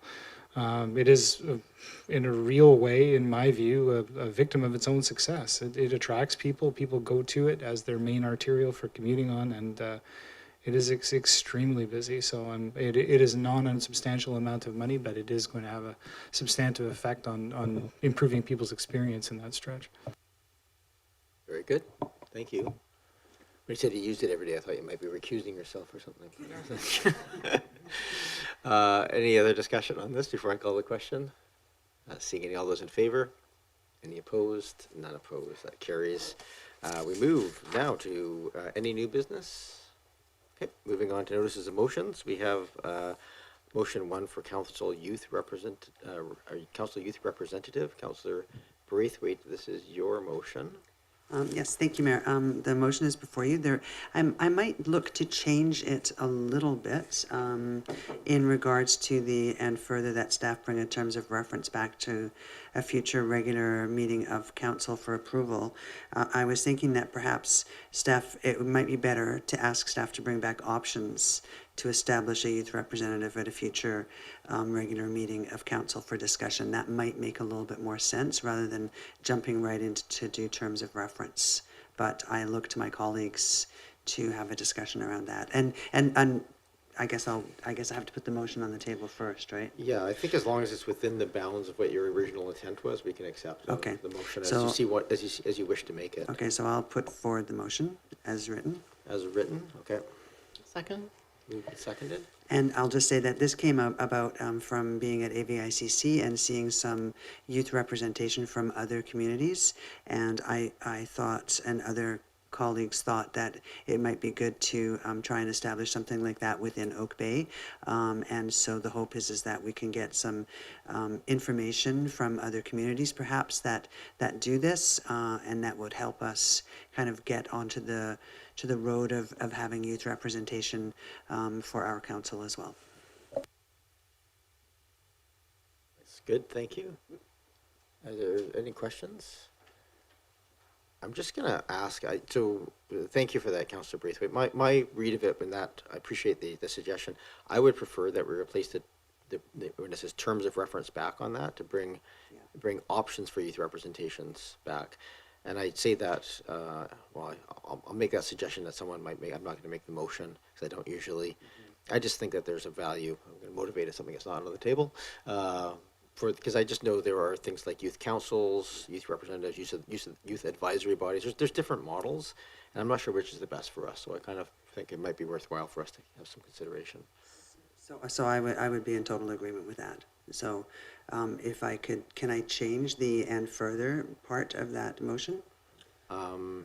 Yeah, if you wish to change the terms of reference back to options for youth representation. Yes, that would be. As long as the seconder is amenable to that. Yeah. So I'm amenable to that. Okay. So the motion would just read that staff bring options for youth representations back to a future regular meeting of council for. Okay, moved and seconded. So now discussion. Sorry, go ahead, Councillor Watson and Green. Yes, thank you. And I really support this idea. I was really wowed by the presentation by the youth representative from Gibson's who showed up at AVIC. I thought, wow, what a fantastic way to include those viewpoints and perspectives in our deliberation representing the community. But I do wonder about the need at this point in time to make the reference to School District 61 and the selection criteria. It may be jumping ahead in the process before we've heard more, and I just wondered if the mover could comment on that. Yeah, I mean, it's a good point, and now that we've changed the "and further" portion, that perhaps that portion would need to come out, because I think that we wouldn't want to restrict ourselves to that, perhaps. I'll just suggest if you're amenable, if the movers and the seconders are amenable, we can just strike that. That's fine. Yeah. Can staff get that? So it's going to be a totally different motion than what we started with. It's not totally different. It's just capturing the thesis. So go ahead. And I had Councillor Green, and then you wish to speak? Okay. Councillor Green? Yes, thank you. And I'm certainly in support of this in principle. In fact, I have some experience with the youth council at North Saanich. When I served there 2 terms, we started one through the cooperation of the local high school parklands. And my only, not concerns, my only points are, I think, and this may be helpful in the options now idea, is one, it was very time consuming for staff, getting it up and running and sort of stewarding it along. That was the first one. And so my question would be, have staff under all the circumstances, do they have the capacity and the ability right now to get involved in a new initiative at this time prior to the housing legislation deadlines? My other question is, or sorry, my other point would be, we're looking at this at the end of a school year. Would it be better to defer it to September when we're at the beginning of a school year? That was my other thought. And these are just thoughts. And is this a strategic priority, in fact? And should we look at it within that context? So those were just my points for consideration. Thank you. Thank you for those comments. I think they're worthwhile. I would suggest that us getting this up and running and active before the start of the school year is pretty unlikely. As I understand, if this goes forward, there'll be options coming back of what that might look like, and then I would have to then go through probably a bit of an analysis at that point about whether it's done right away or if it was going to be a significant workload, and those kind of questions would be answered. I have Councillor Smart and then Patterson. Yeah, thank you. I'm just really appreciative of this motion coming forward, and I really do actually appreciate the leanness of this model of youth representative. I had been in touch with the City of Victoria. They have a staff member in charge of their youth council, and who I think would be a great resource to the district. And but I do think that their model is quite complex compared to what's potentially being suggested here, and I think that this shows great promise to have a really lean program that could actually roll out fairly quickly. And I like the idea of going right away because it takes time. Thank you. Yeah, I just need to extend by another 10 minutes if we can to get to these items. I am. Can I get a motion to move for another 10 minutes? I'll move for 10 more minutes. Thank you. Thank you. All those in favor? Any opposed? None opposed. I just have one more speaker on my speakers list, Councillor Patterson. Yes, thank you, Mayor. And while I appreciate this coming forward, I too have been involved with these before, and they were work intensive. So my preference on this would also to be follow the council process that we set and said, refer this to priorities, where I think perhaps we would want to see a work plan done on this. We have a lot of outstanding business still before council. We're still waiting on reports like the pavement and sidewalk plan. We have work to do on the marina. We've got the housing, the parks. So when I look at everything that's on the plate, I mean, we can come up with many great ideas to keep moving things forward, but we do have a process that we all agreed to as a council, and that is to refer things to priorities. And while the idea has strong merit, I just think in the overall workload we have, I don't see this as being the right moment in time to move this forward. So I won't be supporting this, directing it to staff now, but I would be supportive of it going to priorities. Thank you, Councillor Patterson. And I guess a motion to refer to priorities would be in order if you wish to say, but I'm just going to turn into a question for staff, and Ms. Williams, this is probably for you. The way I'm reading this is essentially to bring back options to this council, and I think with that, to my mind, that would inform, okay, here's kind of like the staff implications, et cetera, that would be associated with different options. At that point, I think if we're going to move something forward, I'm just trying to get a sense of where that, can we get a report back in the sort of interim time and then decide at that point where it should get referred? If it's better to be, if it's big, go to priorities, and if it's small, come to be able to move it forward more operationally. Yeah, I'm sorry to put you on the spot. I'm just trying to get a sense of can this move forward with a report back? Because we typically do have some sort of impact analysis done before we refer to say, strategic priorities. So we need to sort of know what scale it is. Thank you, Your Worship, and through you to Council. There's definitely many ways to approach this, and some of them are very labor intensive, and some of them may be incredibly lean, depending on the model Council chooses to go with. So the options analysis itself, we could bring you back a very high-level options analysis, and for those scenarios that are work intensive, that definitely the recommendation is going to be to put that to Council priorities. If we're looking at, a youth representative that sits at the council table and responds to the same meeting invitations and reads the agendas, that might not be so labor intensive. So it'll depend on which model council goes with, but I do believe we could probably get an options analysis back and council can make that decision. Great, thank you. Hope that's a bit more clarification from process. So we have a motion right now on the table, and I have nobody else on my speakers list. Is there anybody else who wishes to speak before I call the question? Don't see one. I'll call the question. All those in favor? And those opposed? Councillor Patterson opposed. That carries. Look forward to seeing that come back. We have next short-term rentals from Councillor Smart. Do you want to read the motion into the, well, we have it here, so but do you wish to read it in just so we're clear on the motion that's in front of us? Just not the whereases, but just the main portion. Motion is that as part of the upcoming staff report on home-based business, that options be presented for short-term rentals for less than 30 days duration in principal residence for a limited number of instances a year to address the implications of the province's new STR legislation in a way that does not impact long-term rental opportunities. Seconder? Moved and seconded. Brief overview, perhaps, or motivation? The motivation here in my initial motion was a bit more broad, is for us to have an opportunity at the council table to address the provincial changes that have been put forward. This motion narrows the original intent to the fact that we know that this report is going to be coming forward soon and that staff is quite busy with other things. I think that we really we owe it to our community to have a discussion around this issue. There's two things at play here, and one of them is that, yes, we have a blanket, broad brush stroke to saying we don't allow short-term rentals, but the truth is that it isn't really enforced in our community, and so the reality to our residents is that things are completely changing. You now require a business license to have any sort of short-term rental, and since we don't allow them, residents will not be able to have business licenses. And so I think that it's important for us at the council table to have a discussion of how we feel about this change.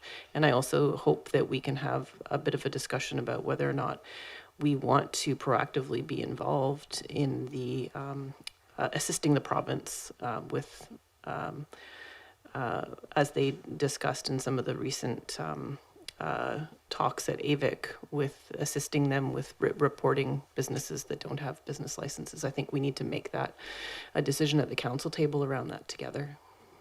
Thank you. Thank you for that. Is there any further discussion on this? Councillor Appleton? Patterson? Thank you, Your Worship, and I'm in support of the motion that's on the floor. Just further to Councillor Smart's comments, I just think the prohibition, it may very well be that council, given all of the information and given the analysis proposed here, that council may elect to continue to prohibit short-term rentals. But I would note that the prohibition on short-term rentals, at least in my view, was put in place when the regulatory and the application environment was obviously significantly different than where it sits today. We were concerned about ensuring availability of rental accommodations and managing things like parking and these types of things. I think it's clearly recognized. The speaker came to speak to council earlier on this session about just the difficulty of managing and tracking short-term rentals, and essentially there is, as the speaker mentioned, sort of a don't ask, don't tell type of thing. We're all sort of aware that these things are happening, but we don't really have a very easy practical way or the resources to manage it, whereas under the new provincial legislation there is a structure and a system put in place to do that. So I favor this idea so that we can analyze our options in a different regulatory environment. Ultimately, council may choose to maintain the status quo, but I think it behooves us to analyze that on behalf of the community, given the current regulatory environment. Thank you, Councillor Patterson, and then Green, and then Watson. Yes, thank you, Mayor. And I must say that I agree more with the member of the gallery that spoke tonight. I do think that that short-term rentals are impacting the District of Oak Bay in a very negative way. I think that, and the province is responding to requests from so many municipalities of where they're also having those adverse effects of being able to have the province approach the platforms where these units are advertised. And I think adjustments could be made later, but I think that it would be a strong benefit to this community to have the province, in fact, be able to have those media platforms remove the advertising.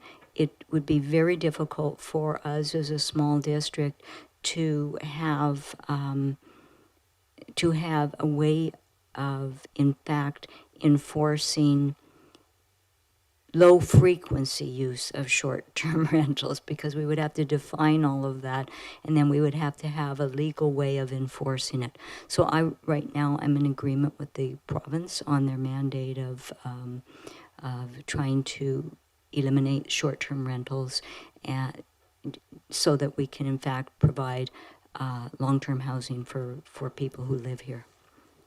Thank you. I'm going to ask the people just if you can maybe speak to being in favor of against the resolution, because it's sometimes not entirely clear in the comments. Go ahead, Councillor Green. Yes, thank you. I really appreciate the sentiment that is behind this motion, but I can't support it. First of all, I'm the Tourism Committee liaison chaired by, we have a major hotel in Oak Bay that does a lot for our community. I think that's where our support should go. And the general manager of that hotel actually chairs the tourism committee. So I think that's an important consideration. If we didn't have any other kind of accommodation, I could understand. The other thing is that the short-term rental market has really, and I know because I've got a couple of people in my family that are housing vulnerable, it has really put a dent in available rental, affordable rental in Oak Bay. We don't have any. And so I can't support this, and I agree with the province that it was time to take a stand on short-term rentals, because I don't know of any of the short-term rentals that I'm aware of, any of them have helped anyone really. I mean, they're hugely costly, and they help the owner a great deal, but they don't help us to get people to be able to live here on a long-term basis. So I can't support it. Thank you. Thank you. I'm just going to ask if people are willing to extend the meeting a little bit longer to deal with this stuff. If not, we'll have to come back to the next meeting. Probably test the waters here. Someone can make a motion to extend for another 10 minutes. I think that's appropriate. I'll make the motion to extend for 10 minutes. Is there a seconder? Moved and seconded. Call the question, see if this works. All those in favor? Any opposed? None opposed. Thank you. Okay, I don't have anybody else on my speakers list. Oh, so I do, Councillor Watson. My apologies. Yes, it's a clarification question to the mover. Why is this procedurally a refined motion? Was there some earlier motion that we saw that I've forgotten about, and when did that happen? No, I think the referral was just that she worked with staff. Thank you for the question. The original motion was much more broad, and it was related just to us having an opportunity to discuss the implications of the province's new short-term rentals. This refined motion was based on staff's recommended capacity, and based on them bringing this home-based business policy forward soon, and also concerns that the portion of my original motion that dealt with actually whether or not we wanted to increase enforcement on short-term rentals in actually assisting the province in reporting the short-term rentals that didn't have business licenses was a conflict perhaps with the fact that that was already a council priority project. The gist of this motion is because I am very much in support of not impacting our long-term rental properties, and I'm very much in support of the moves that the province are making. But the gist of this motion for me is just around the fact that the rules have changed, and they changed as of May 1st, and I don't believe we should not talk about it. I think the residents, especially when we're looking at other home-based business options, we owe it to our community to have a conversation about this, about the fact that do they believe that short-term rentals should contribute to our tourist accommodation, and how much is it of interest to council to actually, if we really believe in long-term rentals, to actually stand up for that and say we actually want to increase our capacity of enforcement to proactively assist the province in getting this information. So I just think it's important that we have an opportunity to talk about it. Thank you. I don't have anybody else on my speakers list. Councillor Braithwaite. Sorry, I'm really torn on this one because I really truly hear both sides on this. Yeah, I don't know if you're going to make any comments as well, but I am very torn on this one. So I'm leaning towards not supporting it, but I'll wait and see if I hear any other comments that will sway me otherwise. Thank you for that. I think I'm going to speak in favor of the motion as it stands here. I think it gets caught up a little bit in this. I think we all agree that we don't want short-term rentals to take away long-term housing options. But what has happened, what's changed the world is some of the changes that the province has made that make it possible for us to have a much more nuanced policy that would allow what people are traveling for 3 weeks to rent out the house for 3 weeks. It doesn't take away from long-term housing. It just helps provide that, and ideally creates a framework whereby we get the business licenses and we get the some controls. I don't know if that's the right path, but I'm very supportive of this. I think considering it as part of the home-based business, we're talking about business licenses and the cost and the complexity of that process, makes perfect sense to me. So I appreciate the work done by Councillor Smart to incorporate this as a way. This does not move us down any path other than to just include it as part of the small home-based businesses, and I think it's the right place to have the conversation. So yeah, I fully support this motion. I think it makes a lot of sense. I'll call the question. All those in favor? And those opposed? Councillor Green, Councillor Patterson opposed. That carries. Thank you. And the last one is a UBCM motion. I won't read it. Maybe someone can just read in the therefore be it resolved clause.